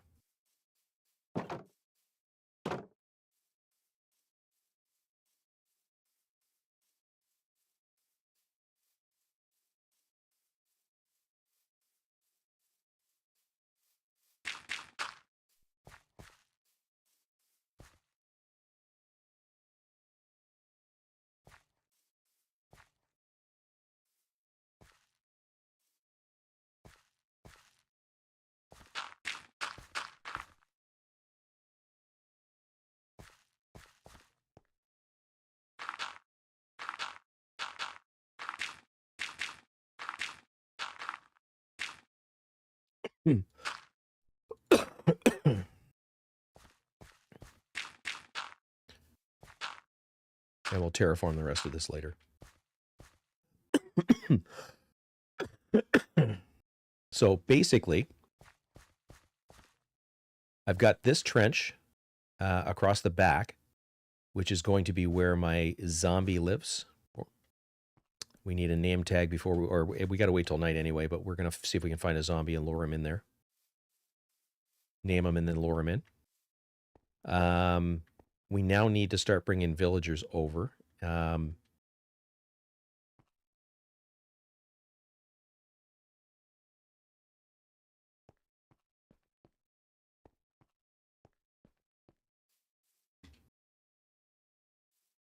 Didn't think that one all the way through.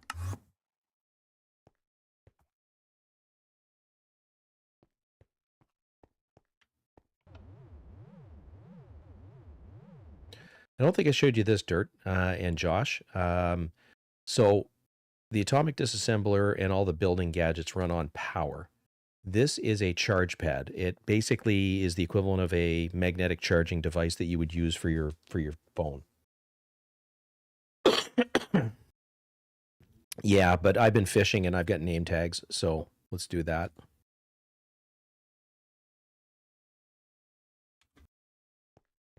So what are we going to call the zombie? I know what we're going to call him.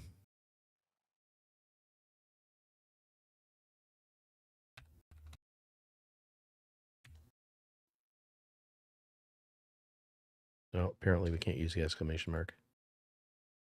Oh, we can.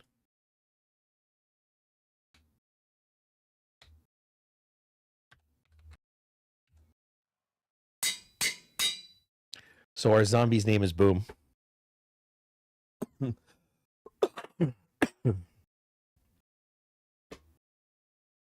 So I don't have a horse named Boom. I've got a zombie named Boom. Jesus Christ.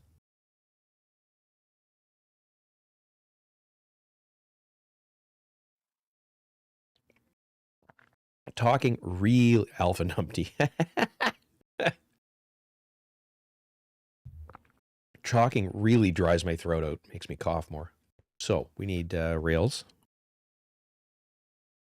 which I've pre-crafted.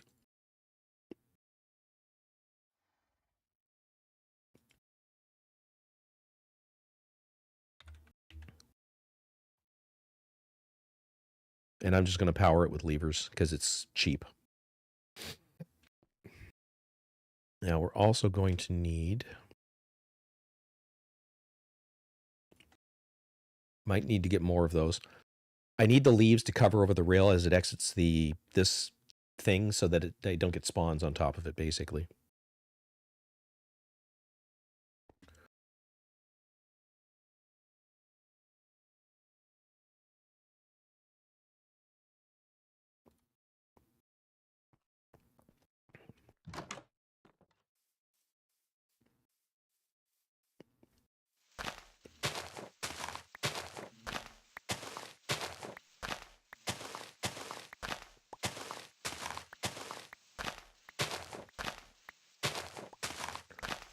So this axe has Silk Touch, which allows you to mine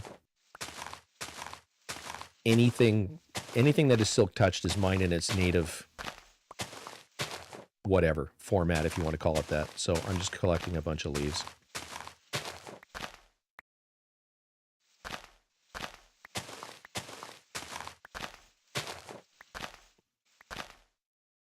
There's a stack. +1.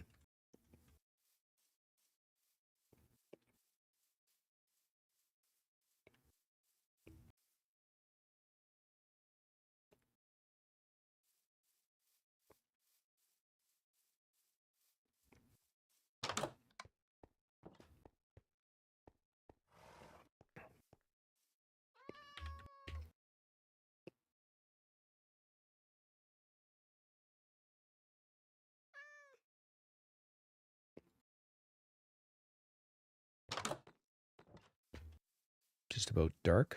Yep. All right. I'm going to take this opportunity to run to the washroom. When we get back, we'll sleep through the rest of the night, and we'll go from there. So I will be right back, everybody.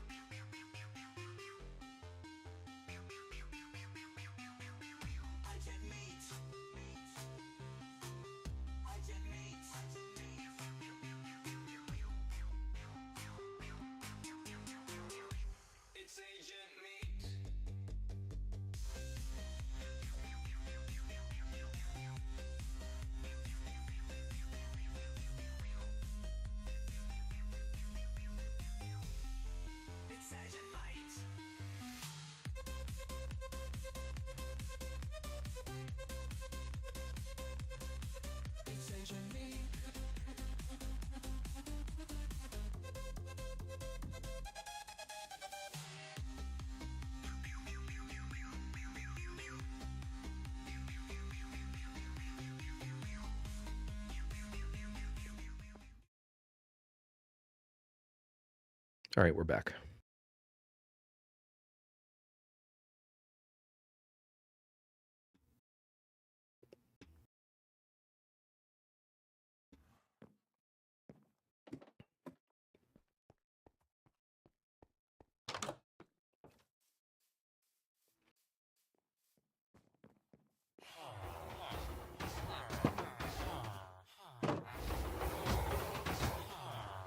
So we're going to take them out this side.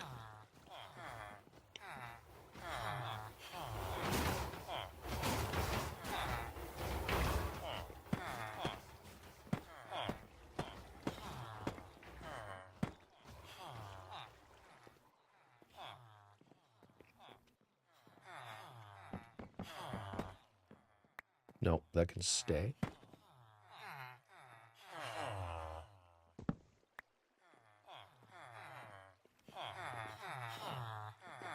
Oh, for fuck's sake. Well, he's the first one that's getting moved.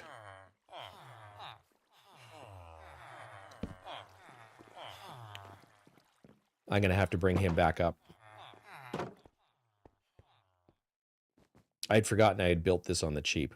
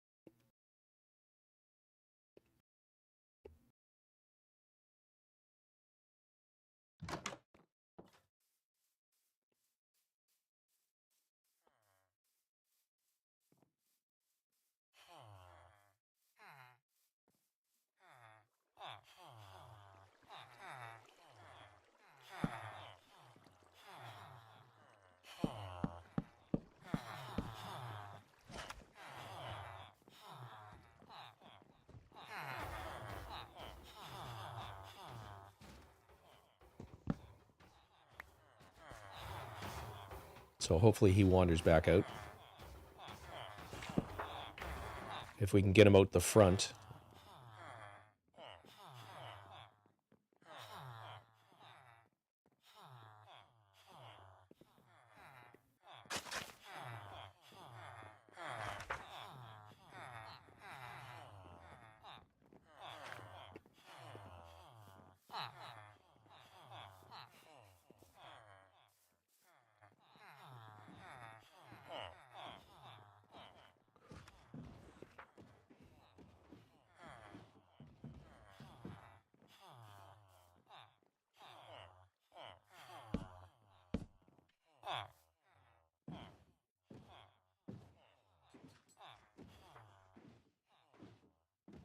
Yep.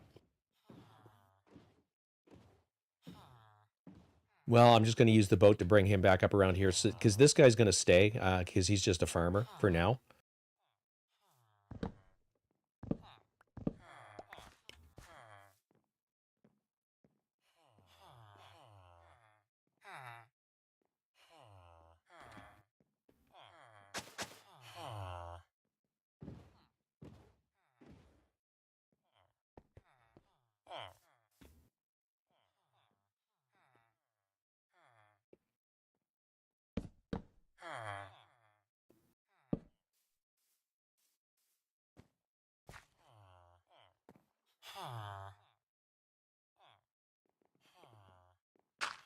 Oh, God damn it.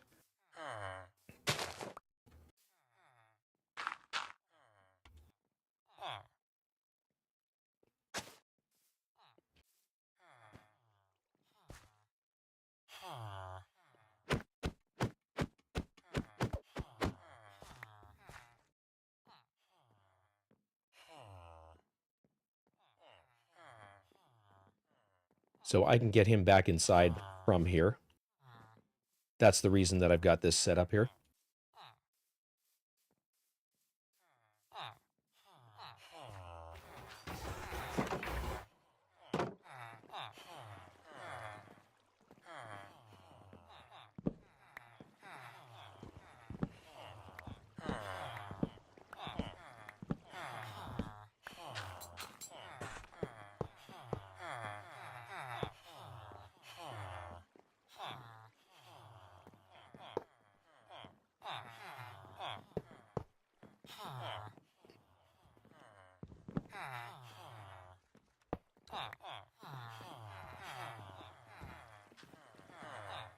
So 1, 2, 3 from the cobblestone on that side.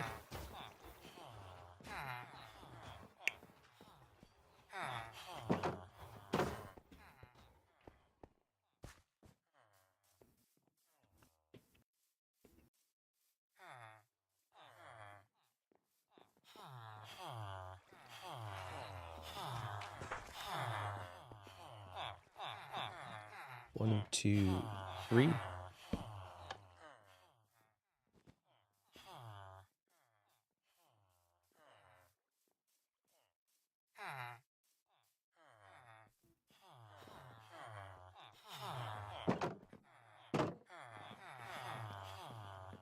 So that rail is now powered.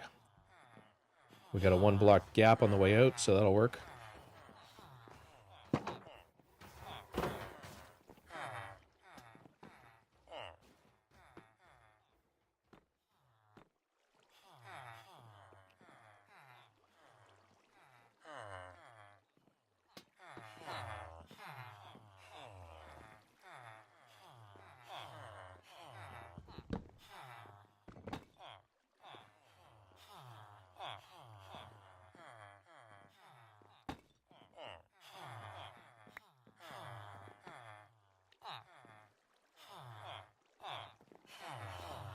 One, two, three, 4, 5, and then we'll start feeding it down once we get outside here.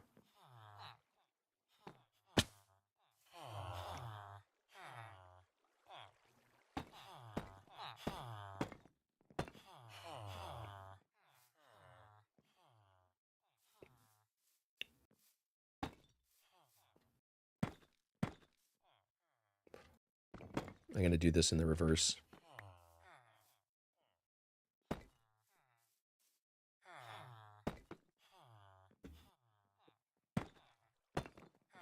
I just don't want to get rid of the path blocks.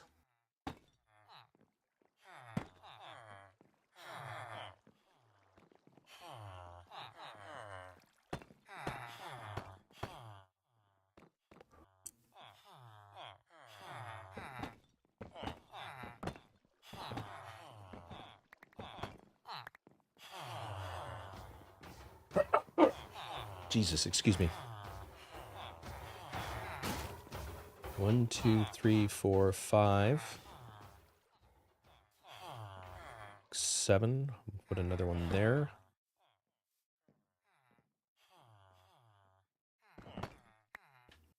And then we will put there, which should cover the rest of the stairs down.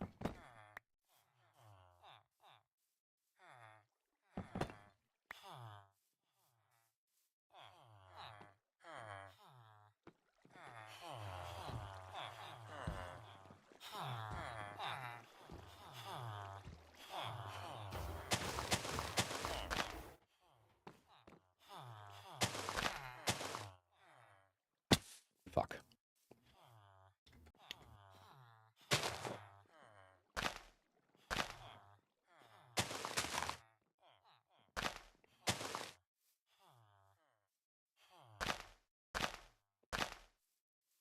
So that should prevent spawns.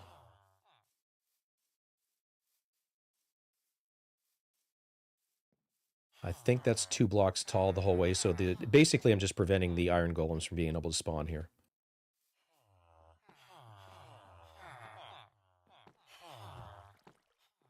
Yeah, which one is the one with it?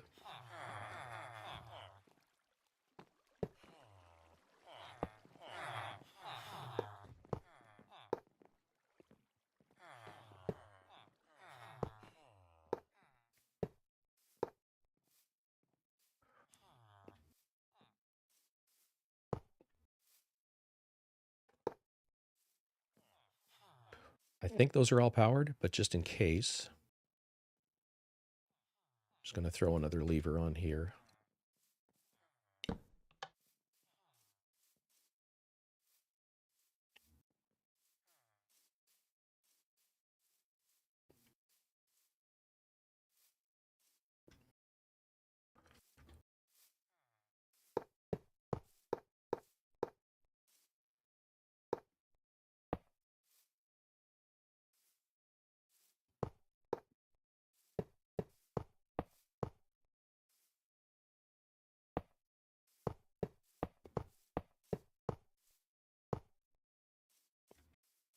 And it's getting dark. That sombrero dude should be wanting to go inside now.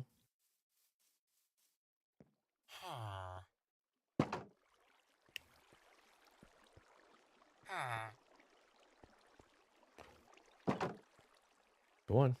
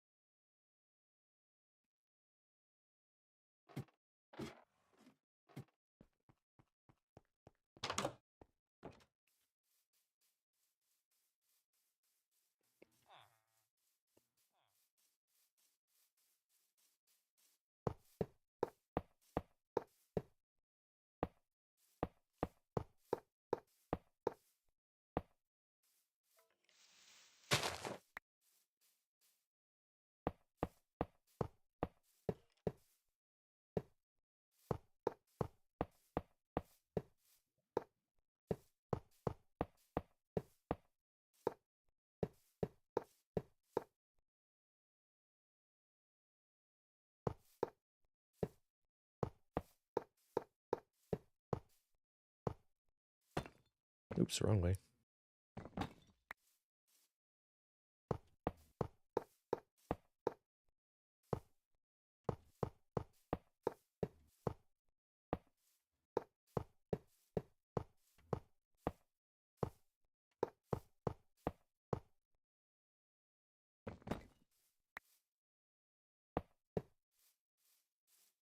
So all you need is 1 block if they're not going to get stuck in a wall.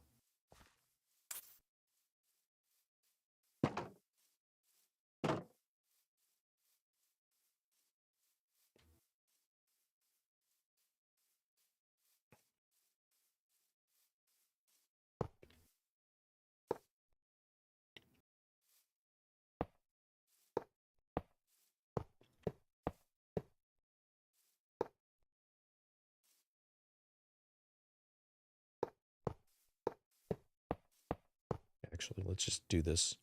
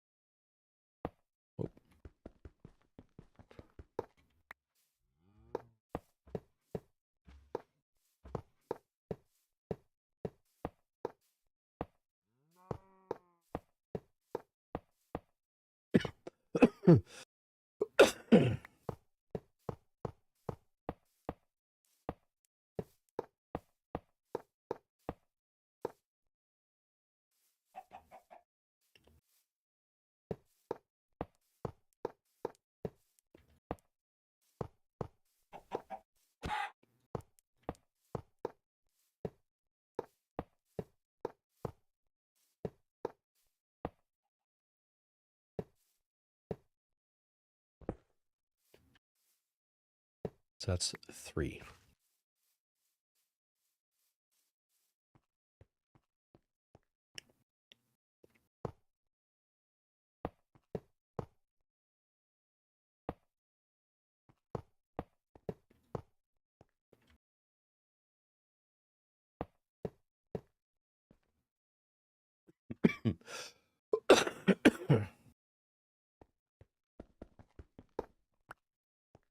Yeah, this should stay there.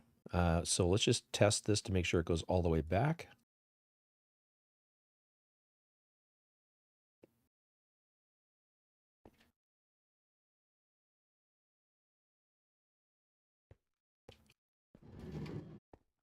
Okay, perfect.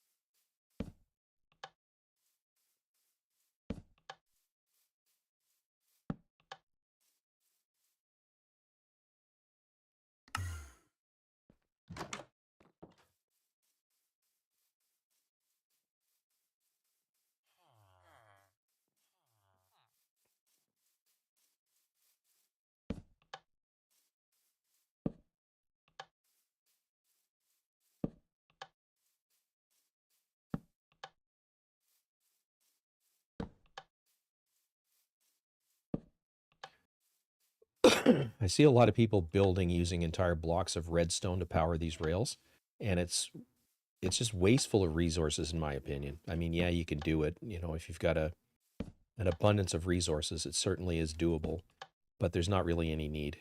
Same thing with putting powered rails, you know, big stretches of them. I do them for when they're going to climb or descend.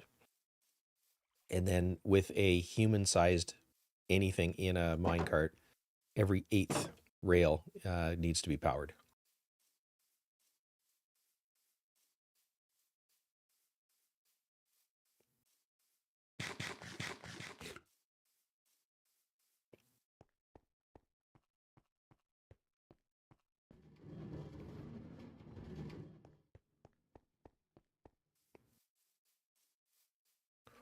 Empty, you're going to see it sort of chugging along.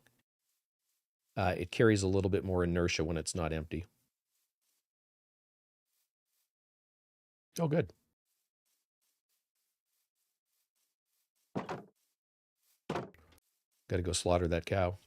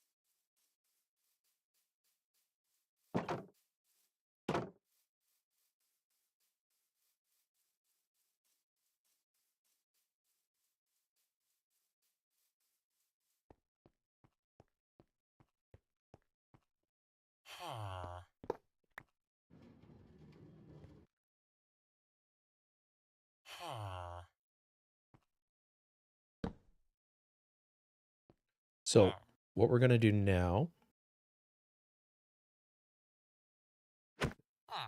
What?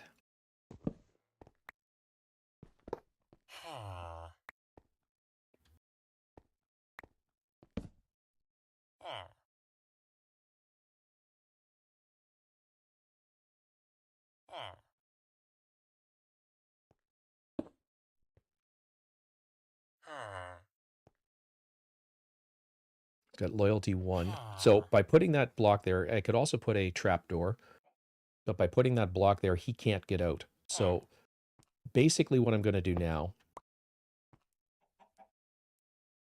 is remove this.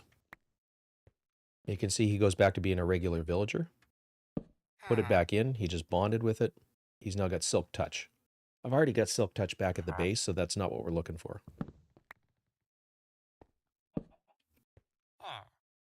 Bane of the Arthropods, useless. And this is where it gets, whoops, a little repetitive because now it's just break and reset until you got a trade you want.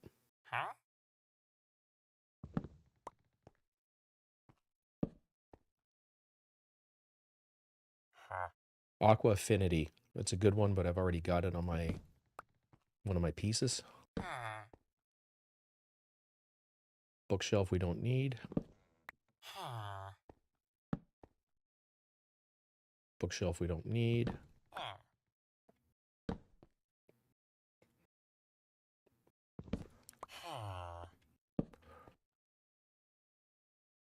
Mending. Again, mending is a good one. I've got a mending cleric or a librarian back at the in the thing over there. I'm going to try and capture one that one and send them over here.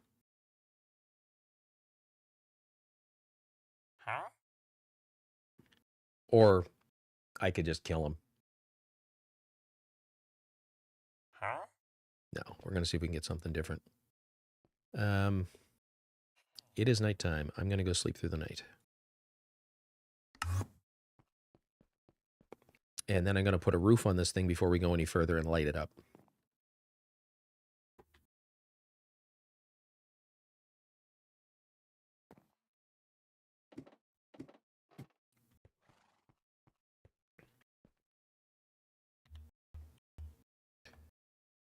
So we don't need any more rails temporarily.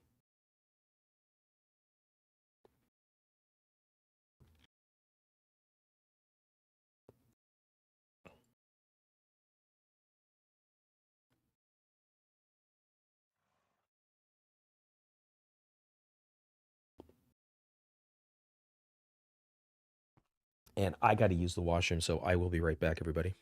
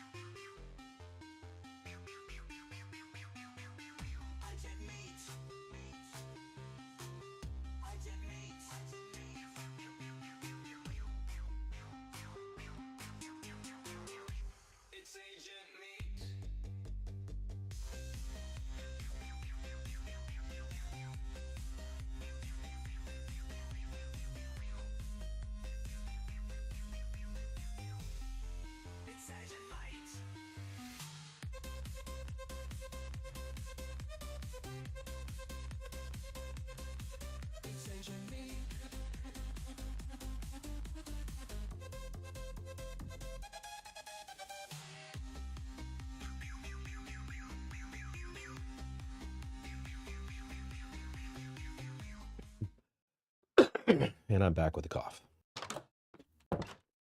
And we are going to need rails.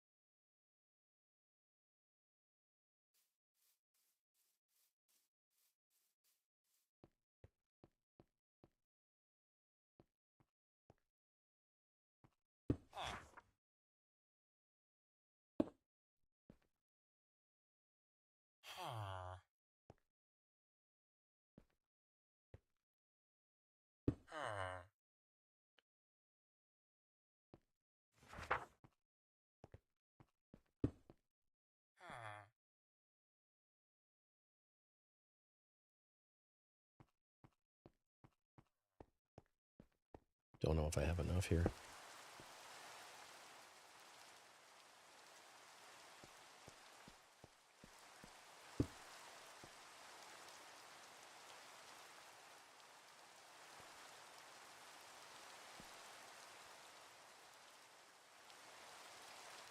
God fucking damn it.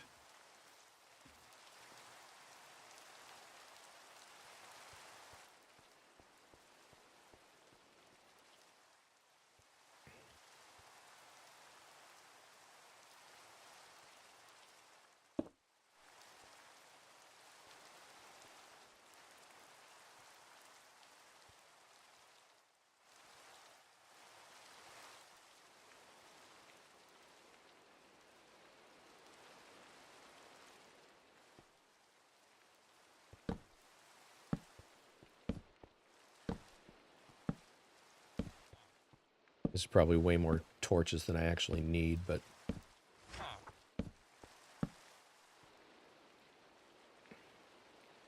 Yep.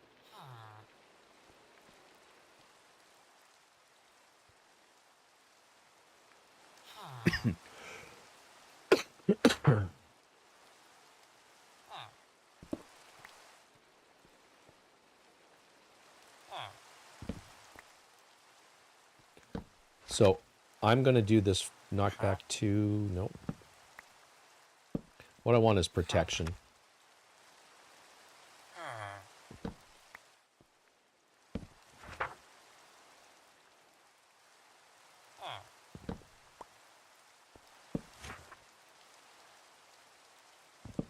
This is the frustrating part about trying to do this back at the base, is there's too many of them around. It's constantly changing who bonds with it. And there's people stepping into the spot where you're trying to put the thing down.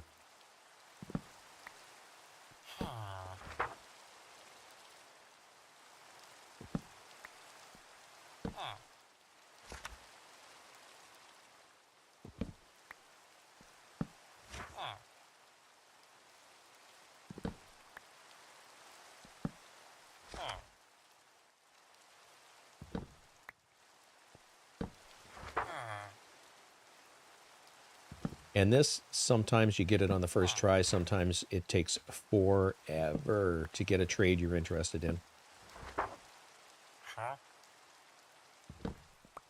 And I have a funny feeling it's going to be forever.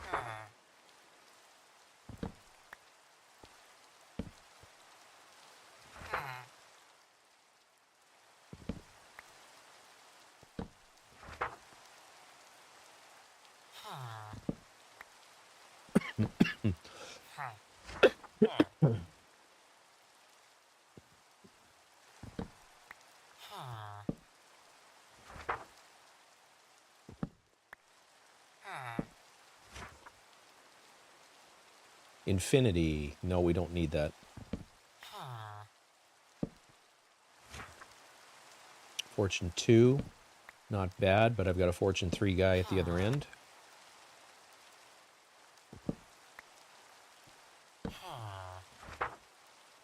Mending. Again, I've got a mending dude at the other end. Unbreaking 1. Protection 3. We're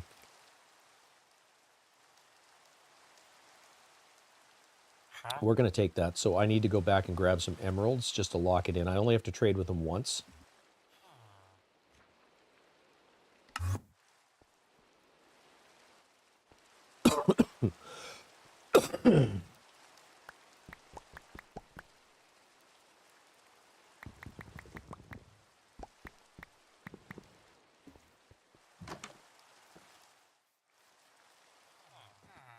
Should have planned this out a little bit better. So we're looking for guys with sombreros.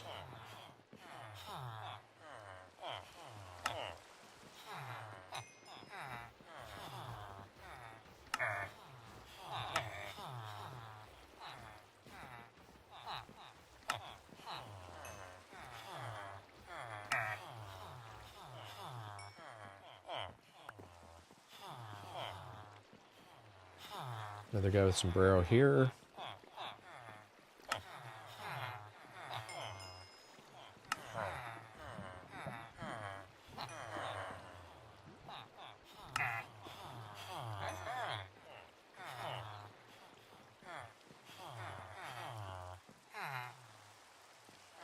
Oh, he's a new... What? He's a new guy. I haven't worked him out yet.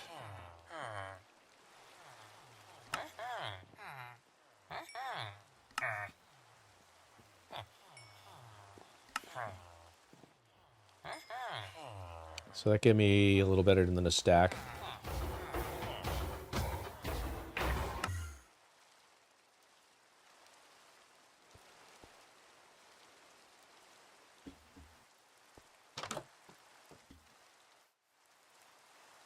And I'm going to put a teleporter down here just so I don't have to run back and forth.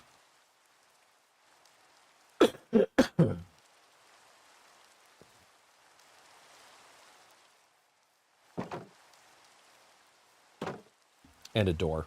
We need a door.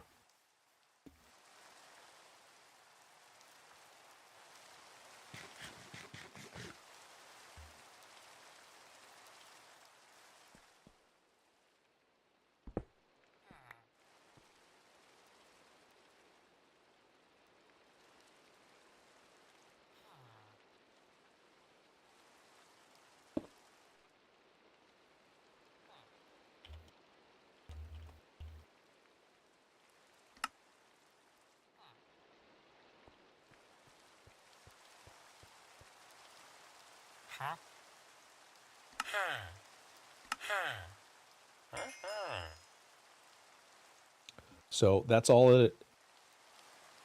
Yeah, the rain sounds are awesome. That's all it takes to lock in the what you've got for them is one single trade.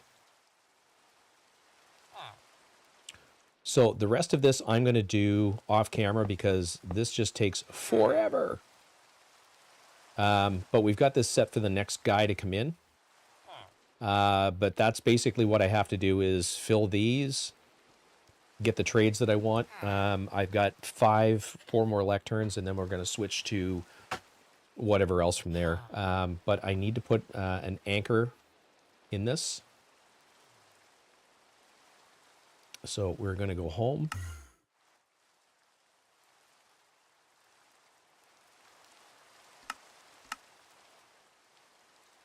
Or I might have already put an anchor in that one.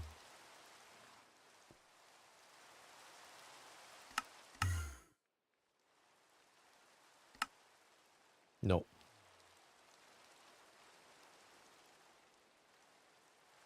All the anchor does is keep the chunk loaded, which is not a bad thing.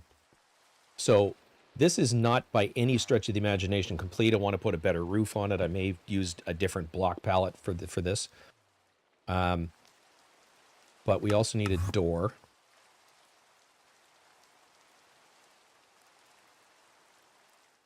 And a pressure plate.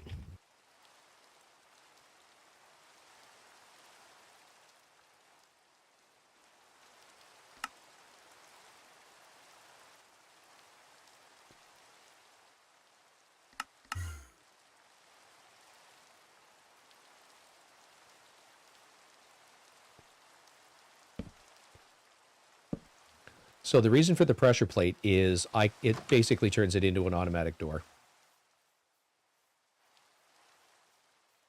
Now, let's see if we can find ourselves a zombie.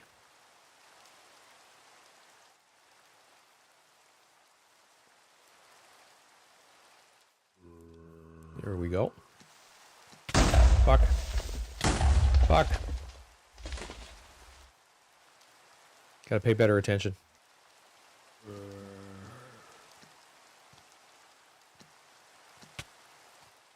He now has his name tag.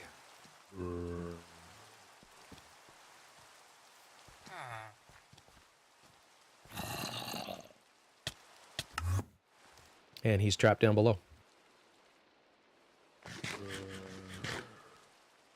Now he's got a sword, so I have to be really careful he doesn't kill my villagers when I pop them down. I'm not going to do it right now. When you do this, you want your world to be in hard mode because that means the villagers don't get one shot. They get slowly turned. So I'm not going to do that right now, but basically I flick that lever, it drops him down, the zombie attacks him, turns him into a zombie villager, and then I need to cure him. So in order to cure him, I need a splash potion of weakness and a golden apple, which I've not crafted yet, but that's coming. We'll do that probably tomorrow night. The rest of this I'm going to do off camera.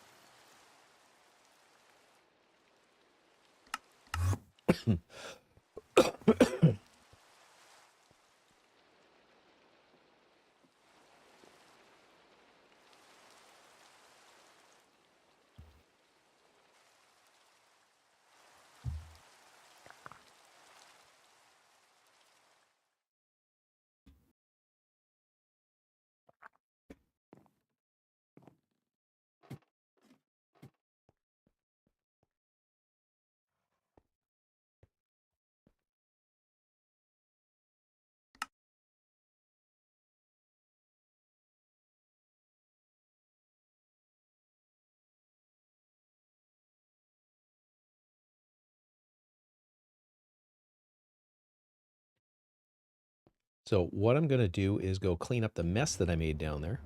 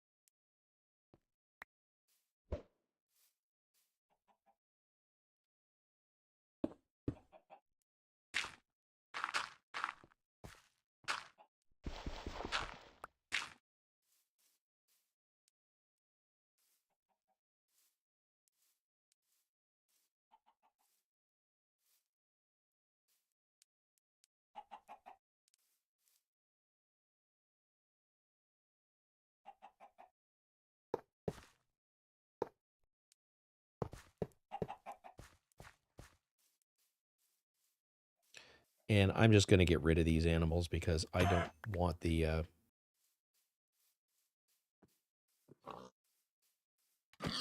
minecart picking them up on the way back.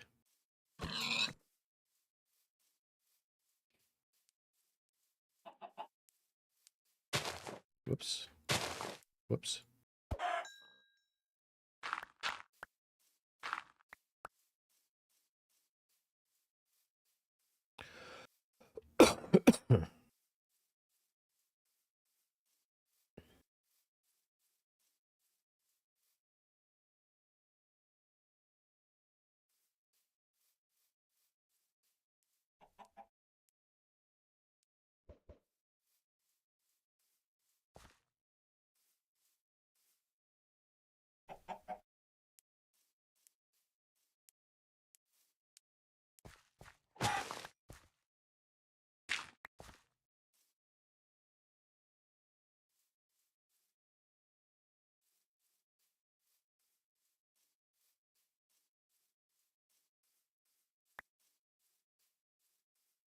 Yeah, so like I said, I'm going to turn that into something somewhat more aesthetic over time. But like I said, it's a start.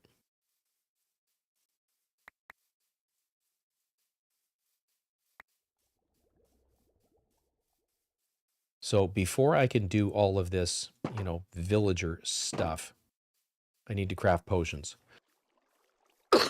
So there's a couple steps that I need to take in order to do that. One is I need more blaze powder or blaze rods to turn into blaze powder because that is the power behind the crafting, the potion stand.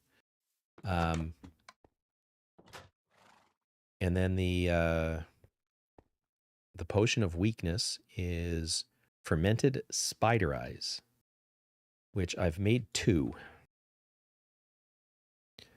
I don't have any more spider eyes. So basically, in order to make these, it is spider eyes, brown mushrooms, and sugar, which I have everything except for the spider eyes. So I actually need to go spider hunting. Don't know if it'll be the Taj Mahal tomorrow, but it will be something more in line with all the rest of these buildings. So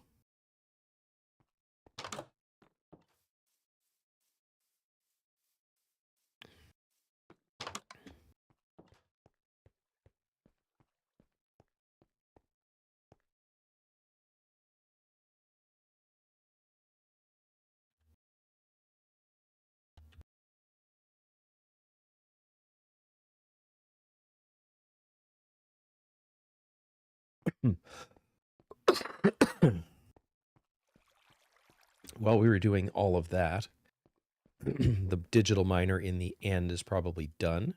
Yeah, this is back down to no power consumption. So we will go collect the miner.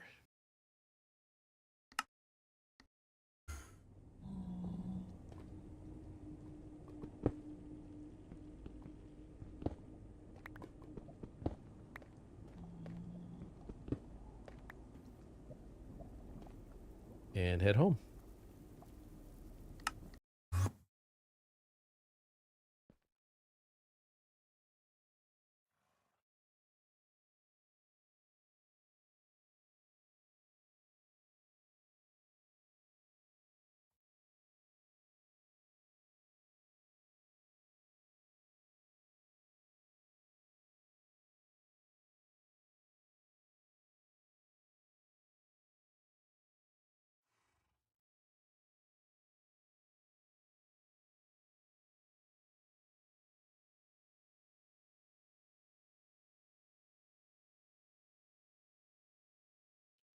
So I need to repair a whole bunch of stuff. So I'm going to go do a little bit of fishing. And these just need power. I don't have an XP farm yet. That's the reason for the fishing.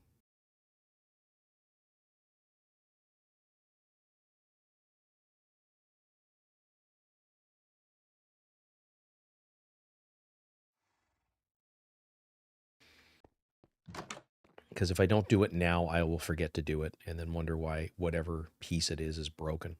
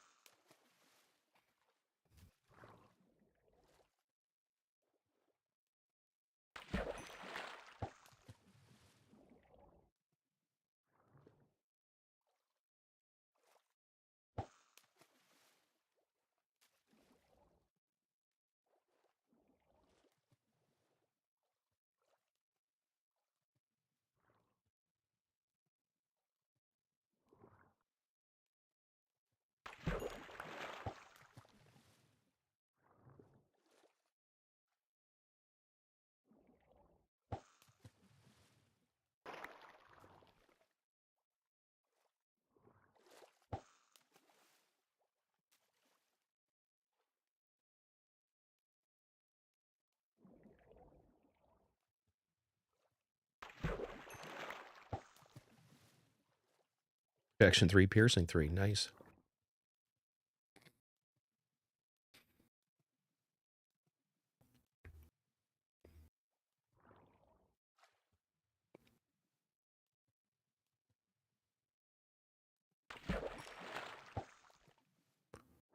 Bow with infinity. That's why I said I didn't need affinity. I've got so many bows with infinity.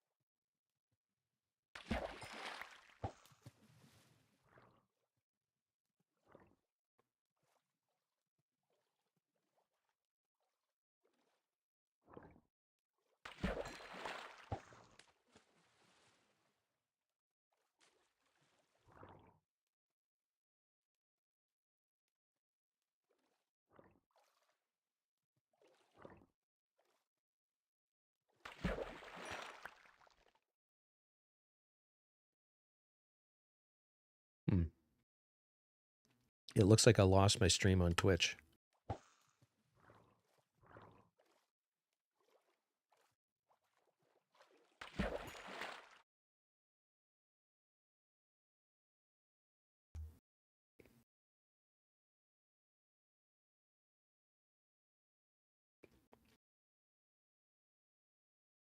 Okay, good.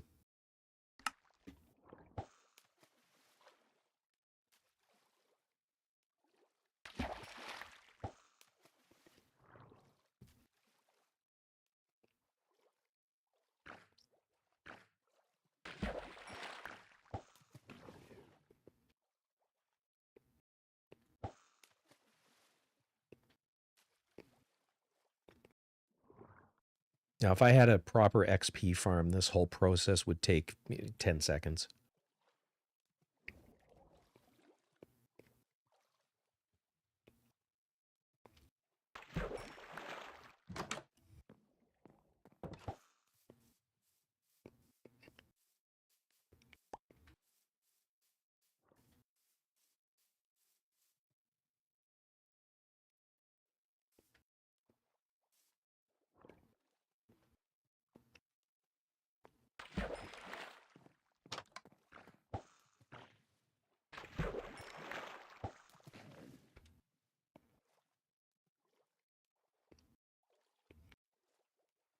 Okay, everything's fully repaired.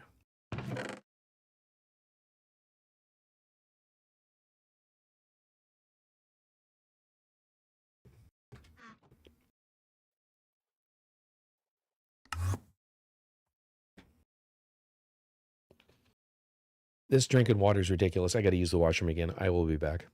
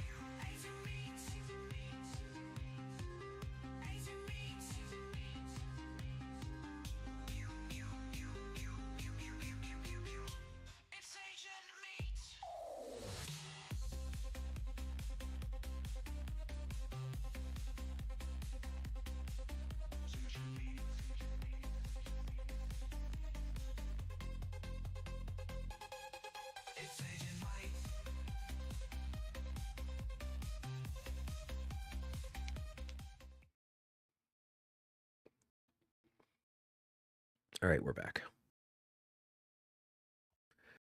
And it just said I just went live.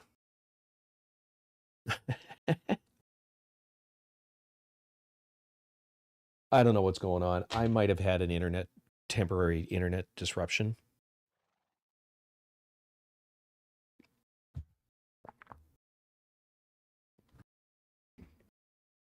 I don't know.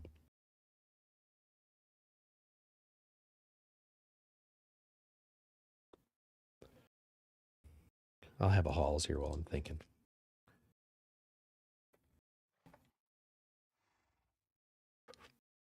So those go in here. Those need to get cooked. I need to sleep.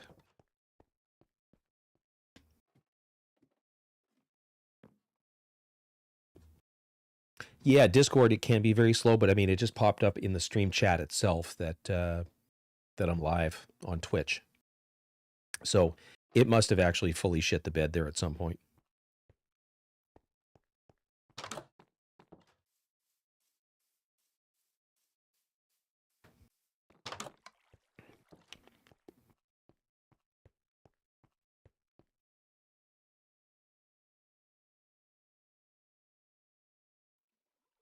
That's a crafting material.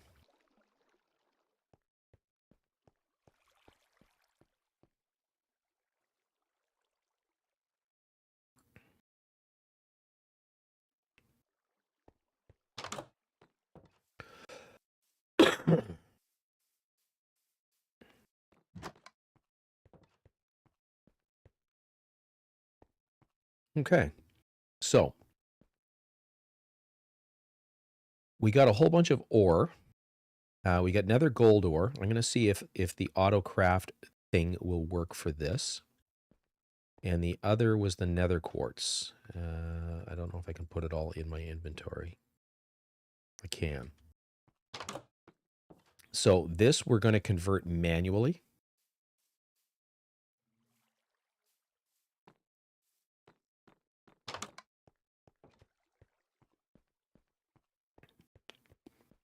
So here in this exporter, I'm going to add gold. And it's working. So automatically exported. Comes in here, gets converted into threes. The clumps get crushed into dirty gold. Dirty gold gets turned into gold dust. Gold dust gets refined into gold. So this happens fully automatically. Now, in theory, which one does it? I think it's the enriching factory. Is that the one? Yeah. So what I can do here is one of these enriching factories. This one. No. I don't really have one set up for auto crafting, so we'll set that up right now.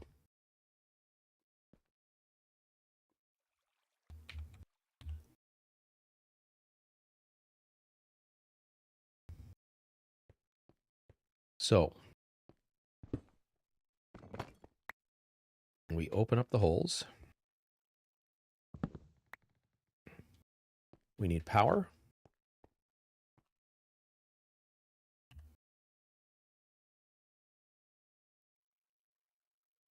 We need an importer.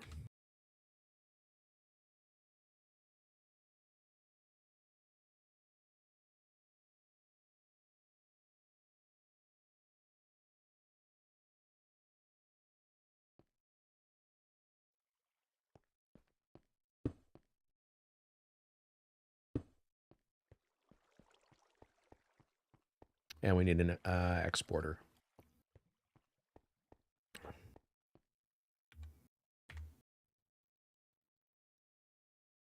I made a whole bunch of these earlier. So the exporter is going to go on top. This already has power. In the side config, I turn auto eject on and then I clear it. So top is going to be input. The back is going to be output. So you always have to set the config every single time you put a new machine down. And then the importer goes on the back of the machine, and then we put the log back in its place.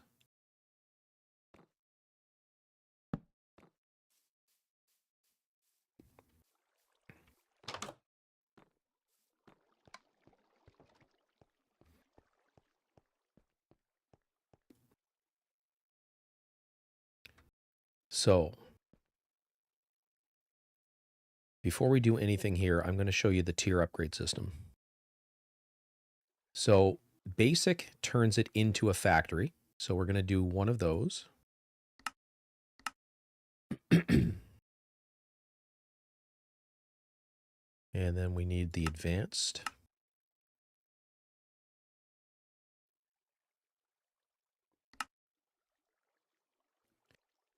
And then elite. And then ultimate.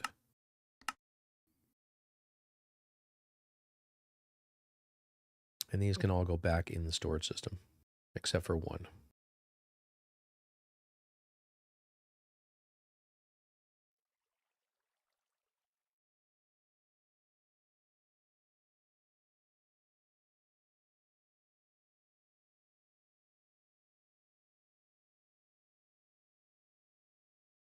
So starting with basic, this is just an enrichment chamber. If we hit it with the basic, so crouch and right click, you can see it changed what it looks like. It is now an enriching factory with 3 slots. We change that to advanced. It now has 5, elite, 7, and ultimate is 9. I think it 1, 2, 3, 4, 5, 6, 7, 8, 9 slots. So it just does everything faster. If we look at the upgrades, the ones that are supported are speed, energy, and muffling.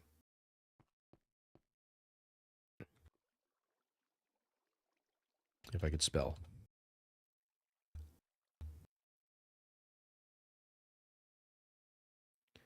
So max muffling is 4. Max of these is 8.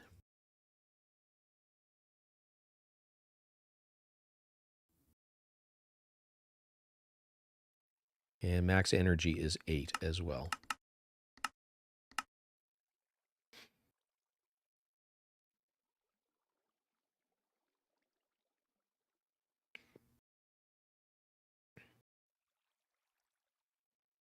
So there's 2 ways to put the mods in. If you go to the upgrade page and put the stack in here, they will go in, but you can, they go in. So the energy ones are in. The speed ones are in, and I'm going to do the muffling the other way. If you face the machine, put this in your active slot, crouch, and hit the machine, right click, they go in automatically. So this is fully upgraded. On the importer, if I tell it that we want this, you can see that it's now pulling these into the machine. And if I get a speed upgrade, I made a whole bunch of these earlier. These cost you power, but I just want to show this. You can see how much faster it actually loads the machine up.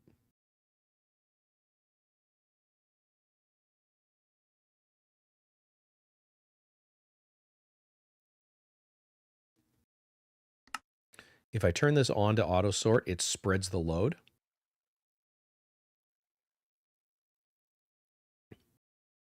So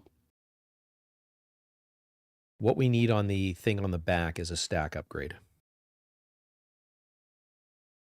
And that's my last one.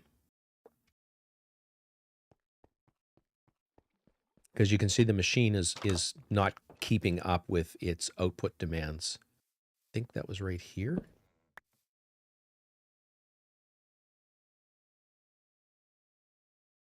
Yep. So if we watch the machine now, you can see it's basically cycling through slot by slot.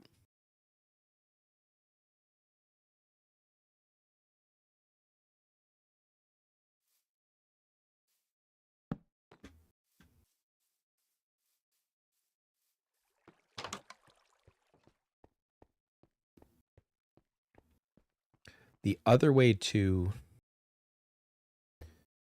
do this would be manually. I'm going to grab a couple stacks just to show you this and why you might want to do it.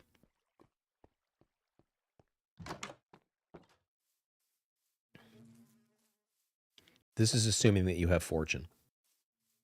So I'm going to turn this into a stack of 3. And again, I could manually do that all the way out, or I can actually use the building gadget, select this, hit G, and change the mode to surface.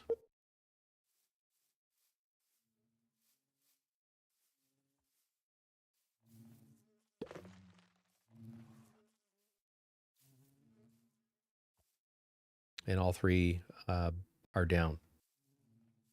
So that is 3 full stacks of nether.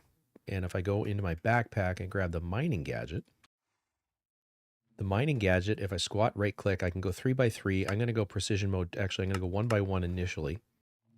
I do not want silk touch. I want fortune enabled. So You can see that just garnered me a level and almost a bit, a bit. If I turn this into 3x3 and turn this to precision mode false, I can mine that whole column. It gave me 22 levels and all of that nether quartz. So it is a way using using that. What am I trying to say? Using this to my advantage to gain levels quickly. I get more if I run it through the processing system that I've got in place, but that is a way to get levels very, very quickly for crafting. Or sorry, for enchanting.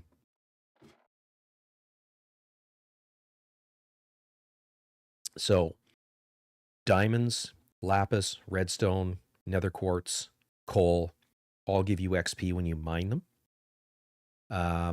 And if you've got not efficiency, fortune 3 on a pick or on this mining gadget, you increase your drops, the amount of drops you get, and you're getting XP.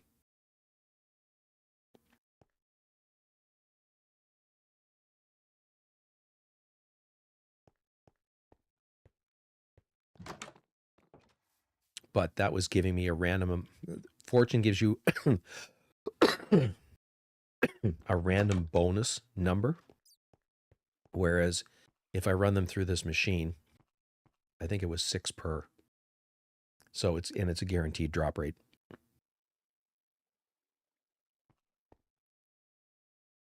So this is set up to do nether quartz. I can do the exact same thing for diamonds and coal and yada, yada, yada. So that's ultimately what we will do.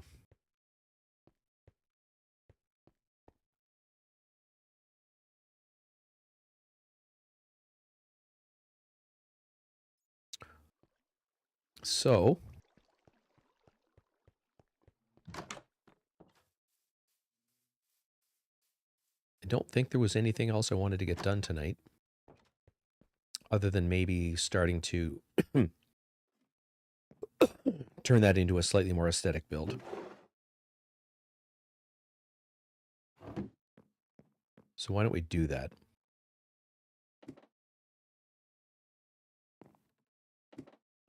What I'm going to do is turn this in, like I'm going to use a couple of different blocks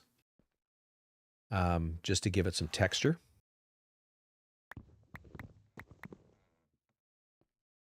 And then we'll put a roof on it.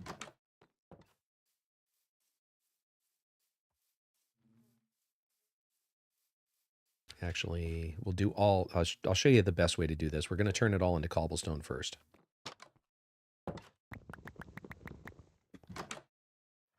Oh, we can fast travel.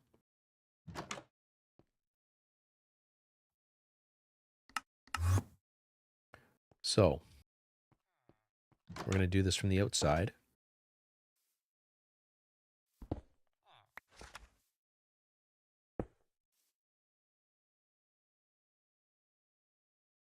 So we're going to use the exchange in a couple of different modes. So we're going to select cobble. I need this at least 4. So again, the menu is G. We will increase the range. So we can do 4x4.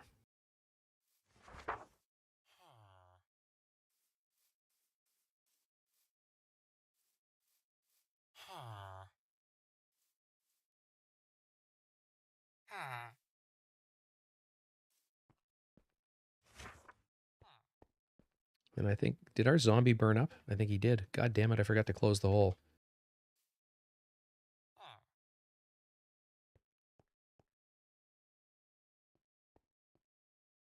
Boom, died.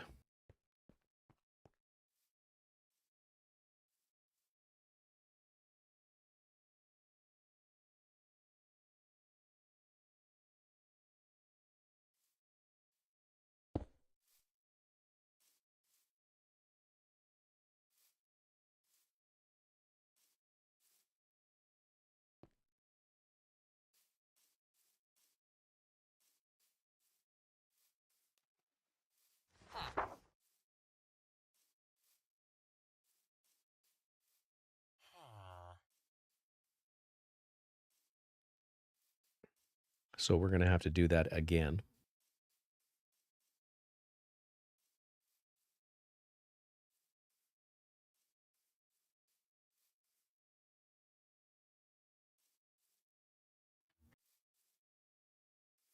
All right, so we've got the cobble in place.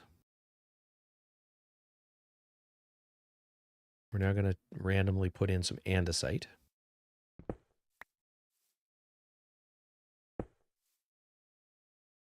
So what I'm going to do is select the andesite. I'm going to switch the modes on this. So again, it's G. I'm going to go down to 1, and I'm just randomly going to start peppering andesite in here.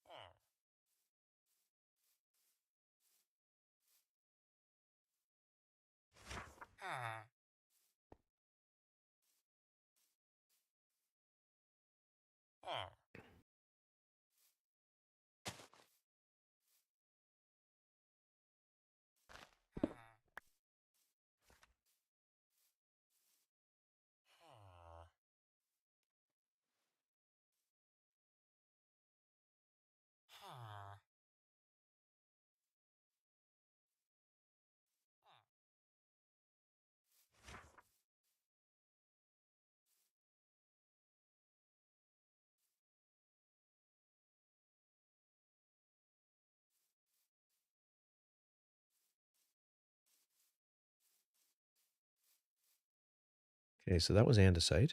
Now we're going to go stone.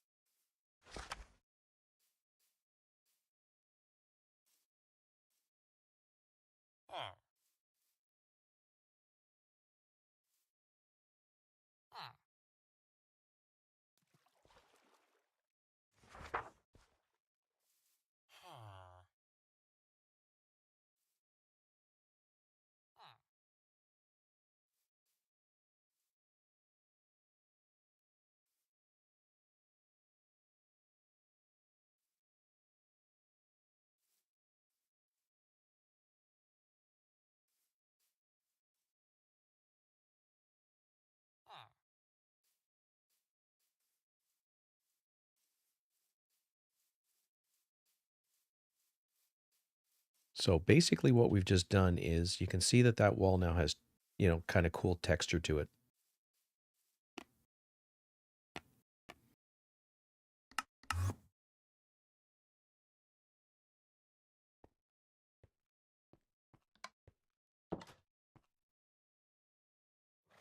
And the last piece would be brick.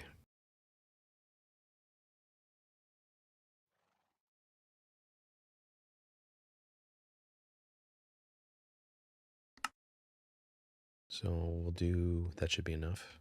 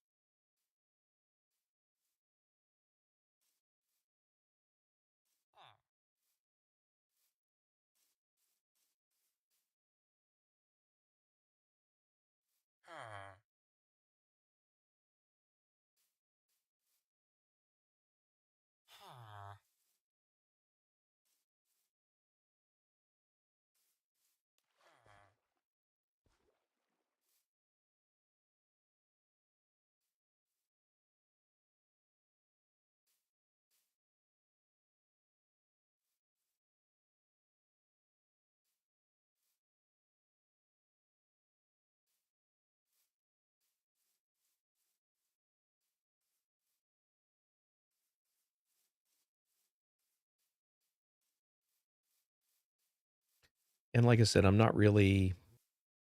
just doing this fairly randomly.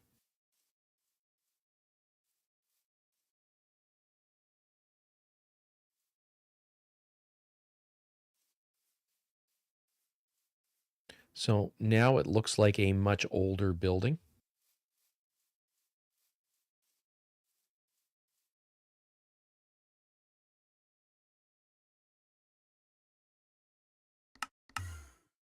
And for the roof, what are we going to do for the roof? Well, first we're going to sleep through the night.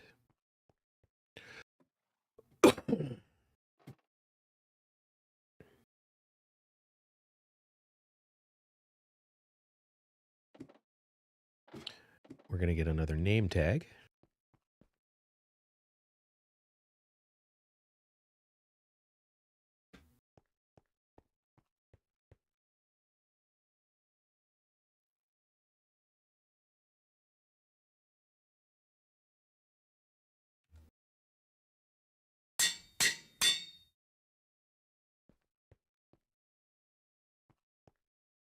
I think with that, what we'll do for the roof is we'll go dark and light together.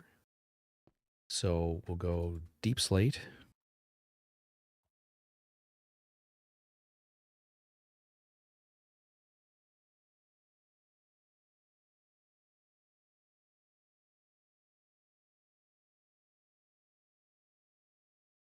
And we'll do a fully pitched roof this time. So we'll do the deep slate. And I mean, we could use copper again, but no, we'll probably use birch planks. Didn't need to pull it out.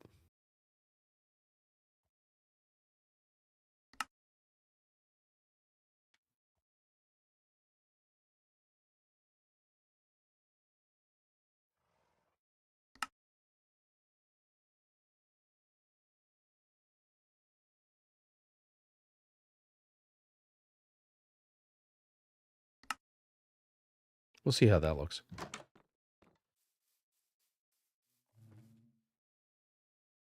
And we want some scaffolding just so we can get up easily.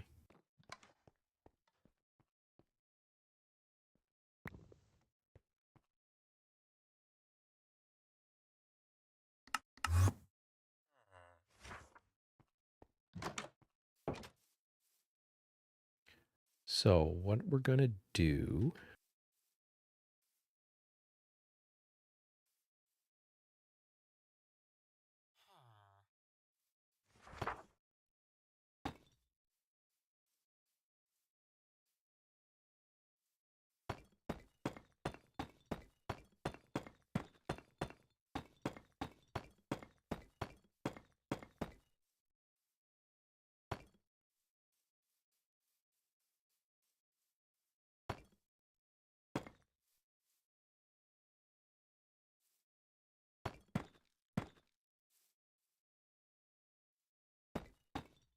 Oops.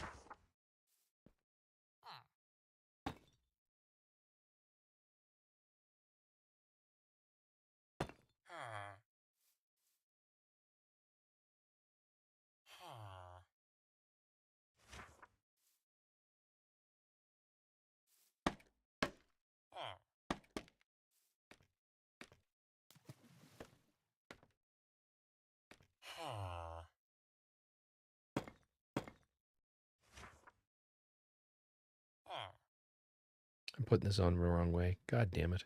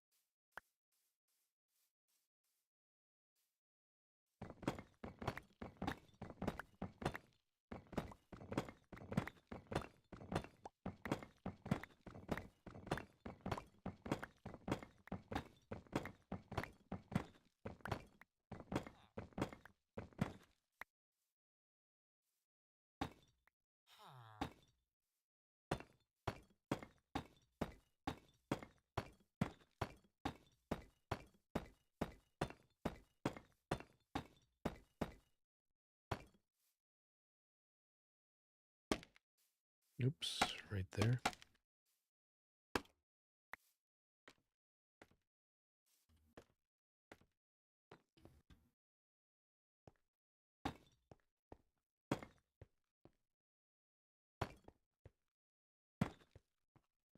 And we're going to go with a steep pitch roof this time.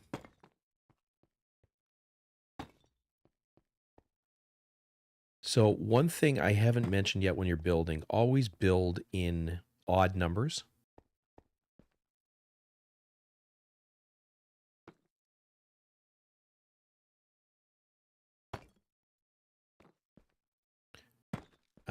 Because that way you can put doors directly in the middle, single doors directly in the middle, and when you're building roofs, they will also end at a peak.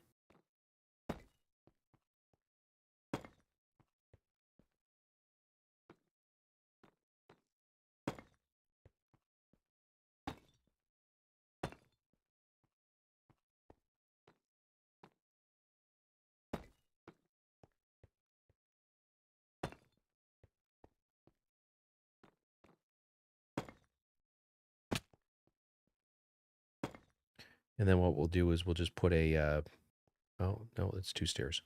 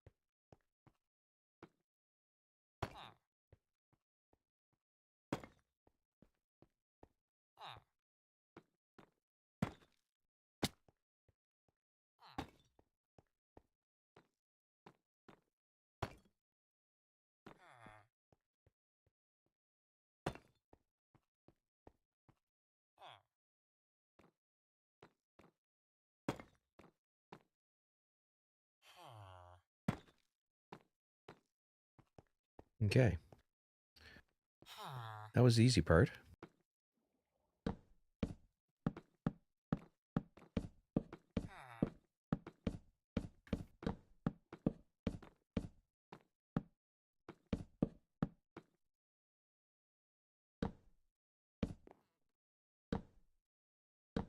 This is just where it gets a little bit tedious and time consuming.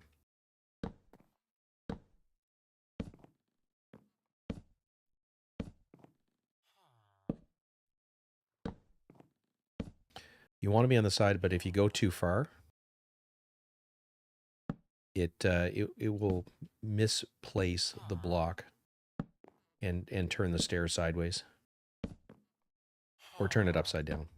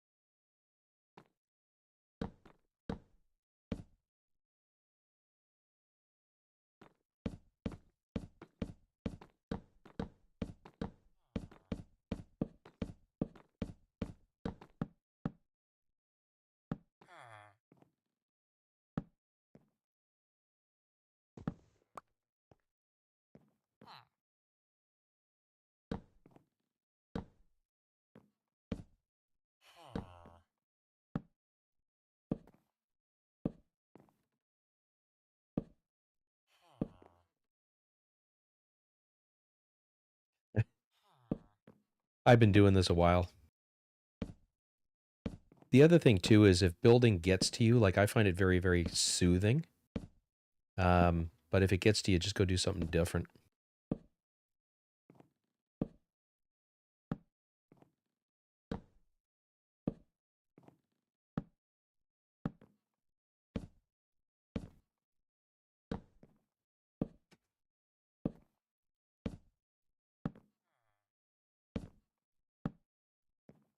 But yes, this is definitely the tedious part of Minecraft.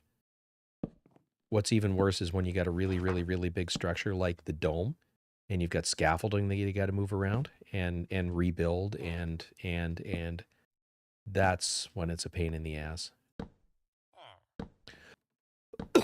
Which is why a lot of people build in creative mode. Like if you know they're not playing on a server, they don't mind cheats. You build in creative because creative gives you flight, and it and an unlimited block palette basically. It's just that's this is a let's play, not a creative building session. So I'm not doing that.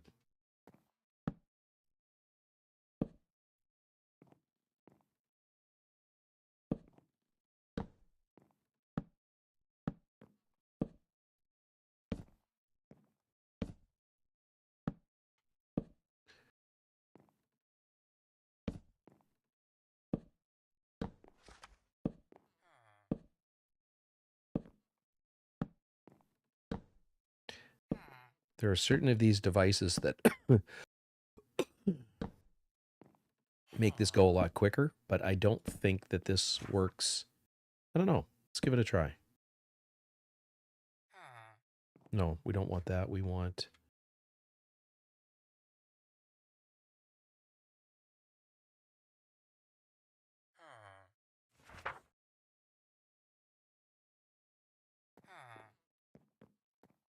Yeah, this might work. Nope.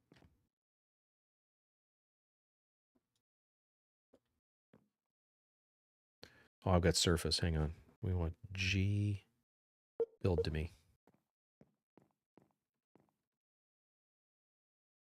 And we're out of materials. I never even thought to do that. That would have been so much quicker.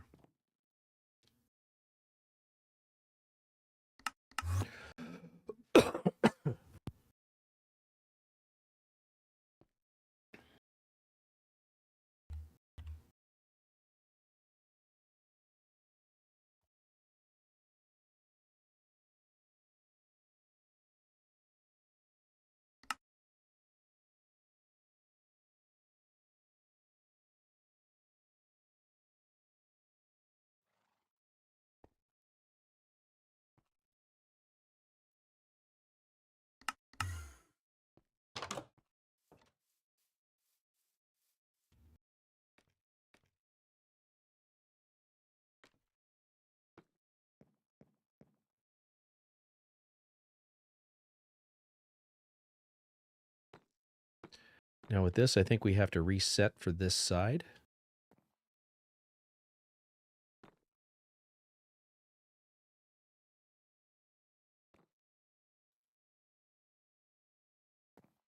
Well, that was a lot easier. And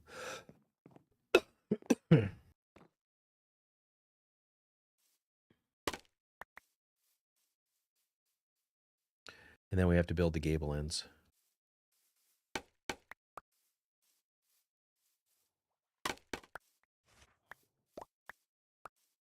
Which, of course, I didn't bring any materials for.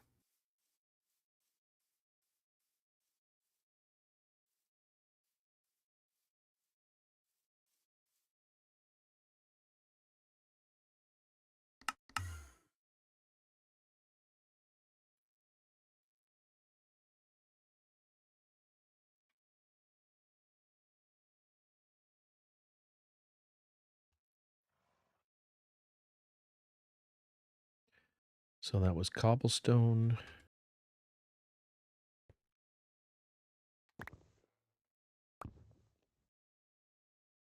And bricks.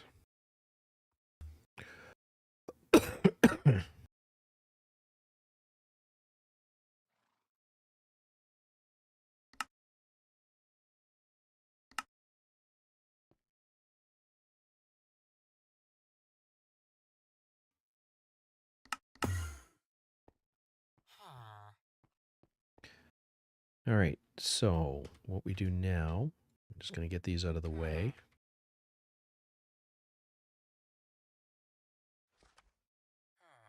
Remember I said this thing has a mode that's called precision? This is where we want to use it. We go 3x3 precision mode.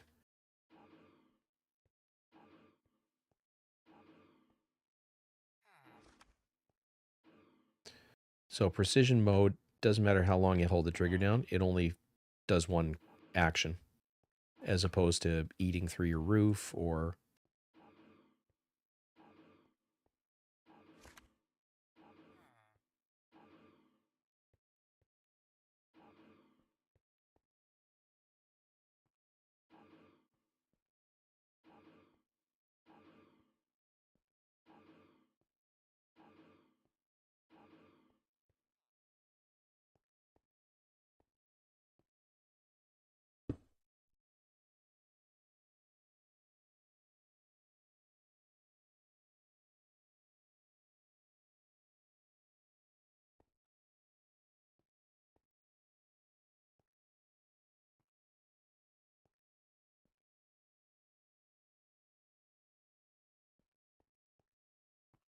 So I'm just doing it at a cobble for now. And I'm going to do the corners first because it just makes life easier.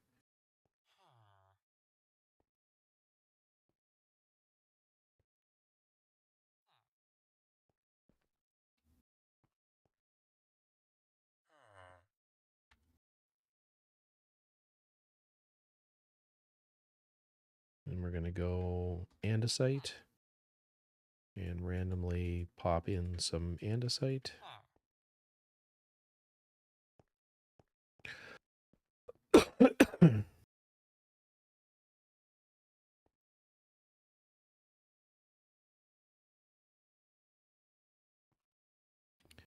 And then some smooth stone or regular stone.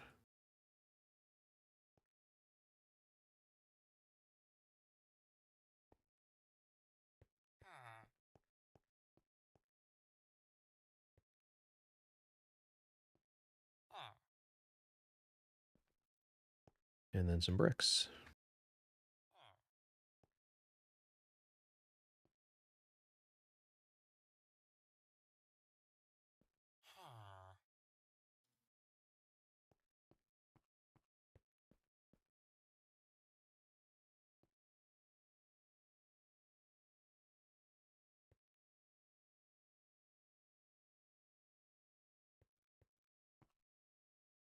And then go have a look.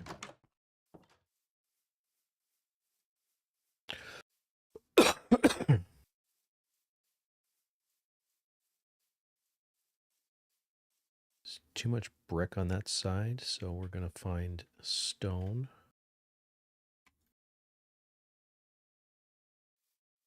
And break it up a little bit.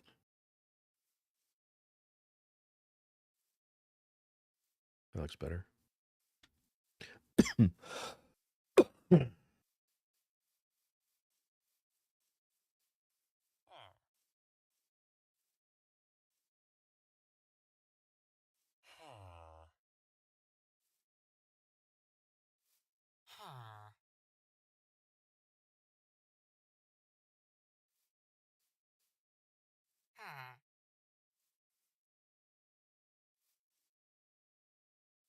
Much nicer.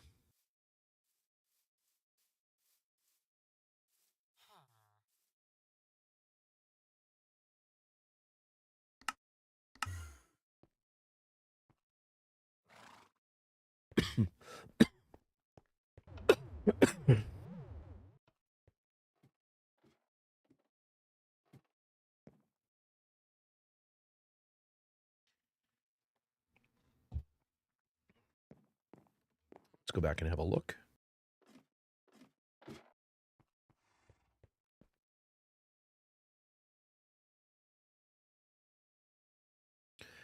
Before we go, we're going to need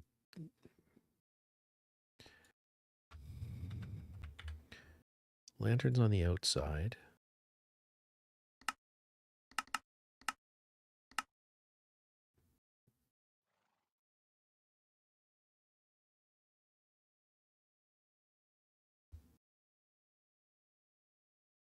we can do the rest with torches. Yeah.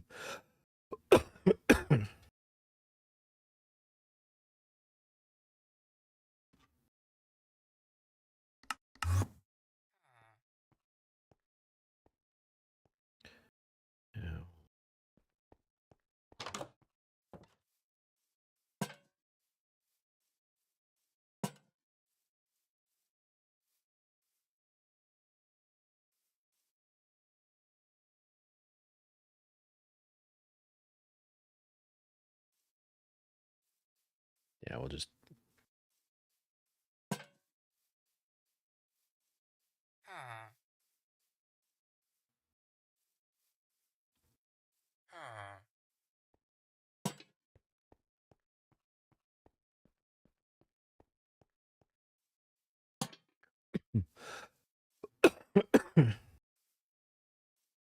Middle should be right about there. Good guess. Think. Yep.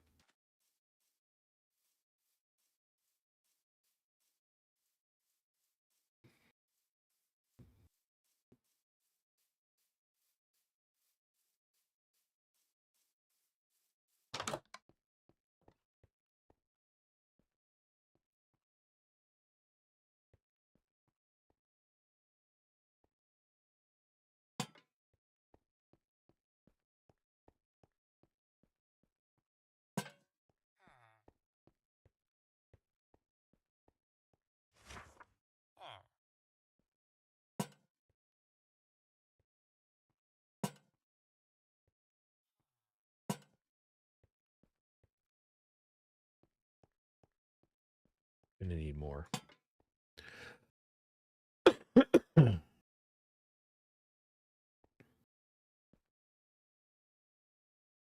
Because I don't want torches on the floor if I can avoid it.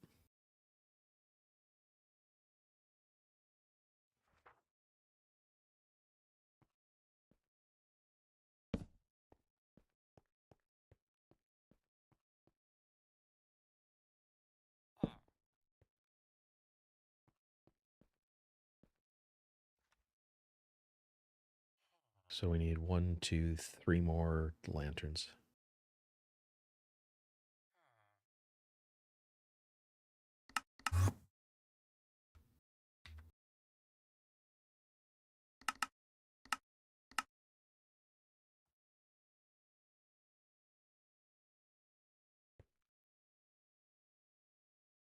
And we're going to use...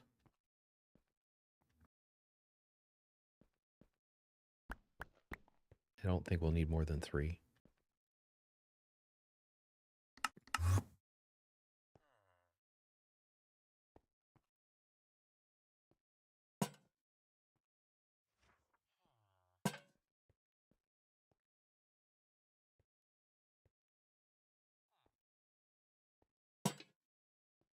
God damn it, I can't count. I needed 1 more right there.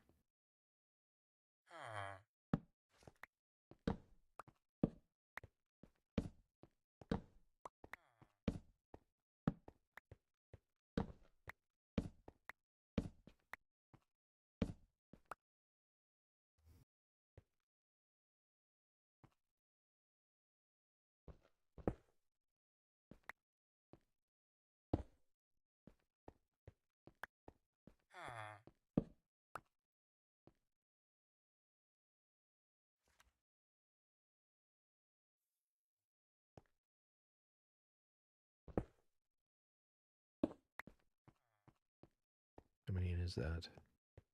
1, 2, 3, 4, 5. It's the 6th one in.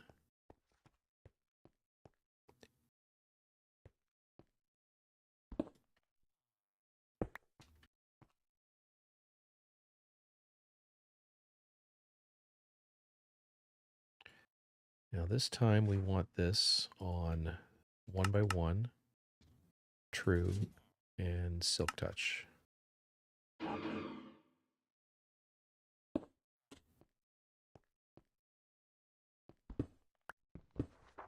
And I want this in the middle.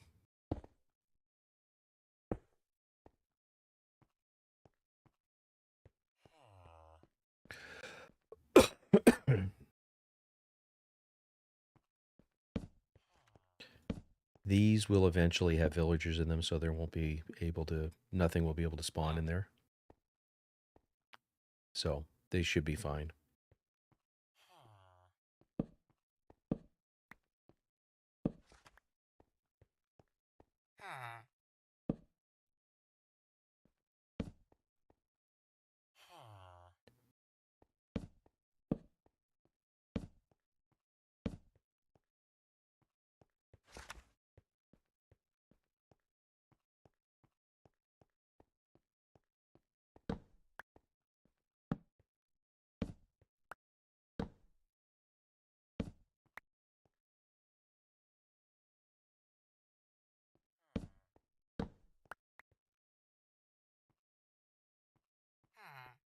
No, there's no elegant way to do it.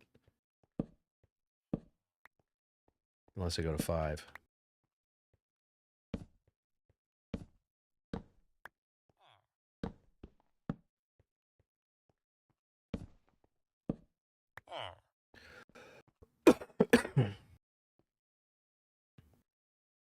If I'm going to do that, I'm going to move those up further.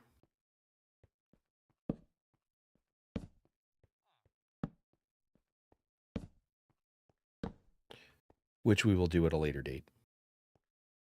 But I'm going to stick the lanterns up there. Actually, fuck it, we'll do it now. Of course, I can't reach them.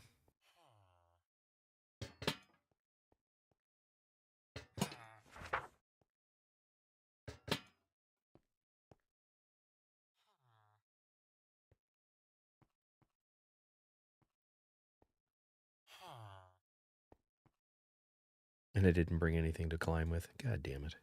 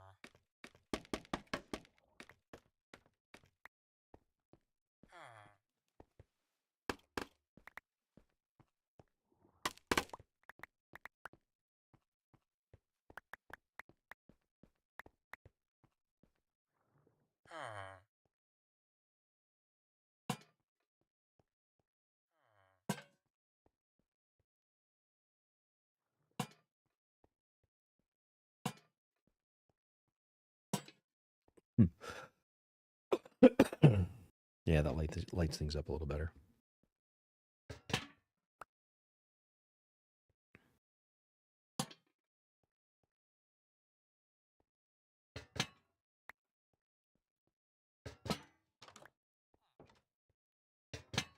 And I still forgot to make the last one.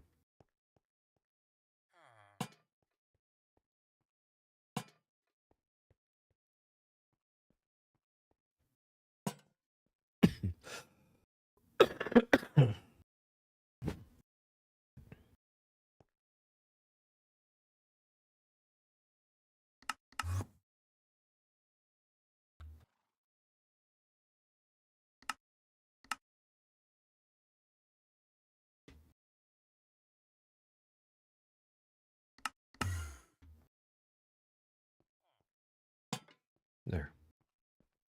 And that's going to wrap it up for tonight, I think. It's a look.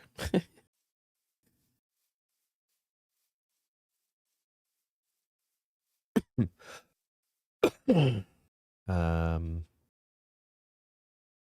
me 1 second. I am going to run to the washroom, and then we're going to see if we can trap a zombie, and then cover over the hole and call it a night at that point. So I will be right back.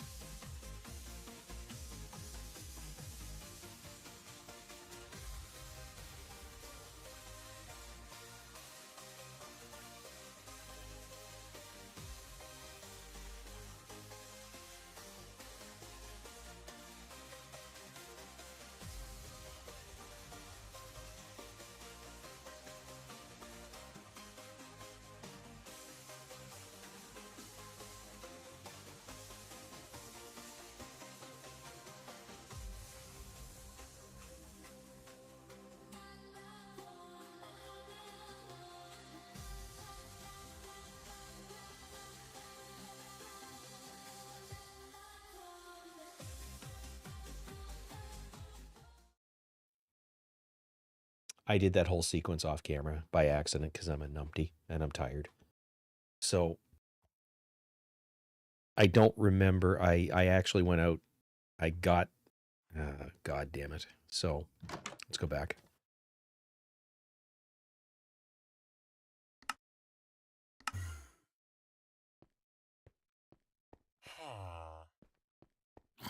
Yeah, we got Boom trapped in underneath.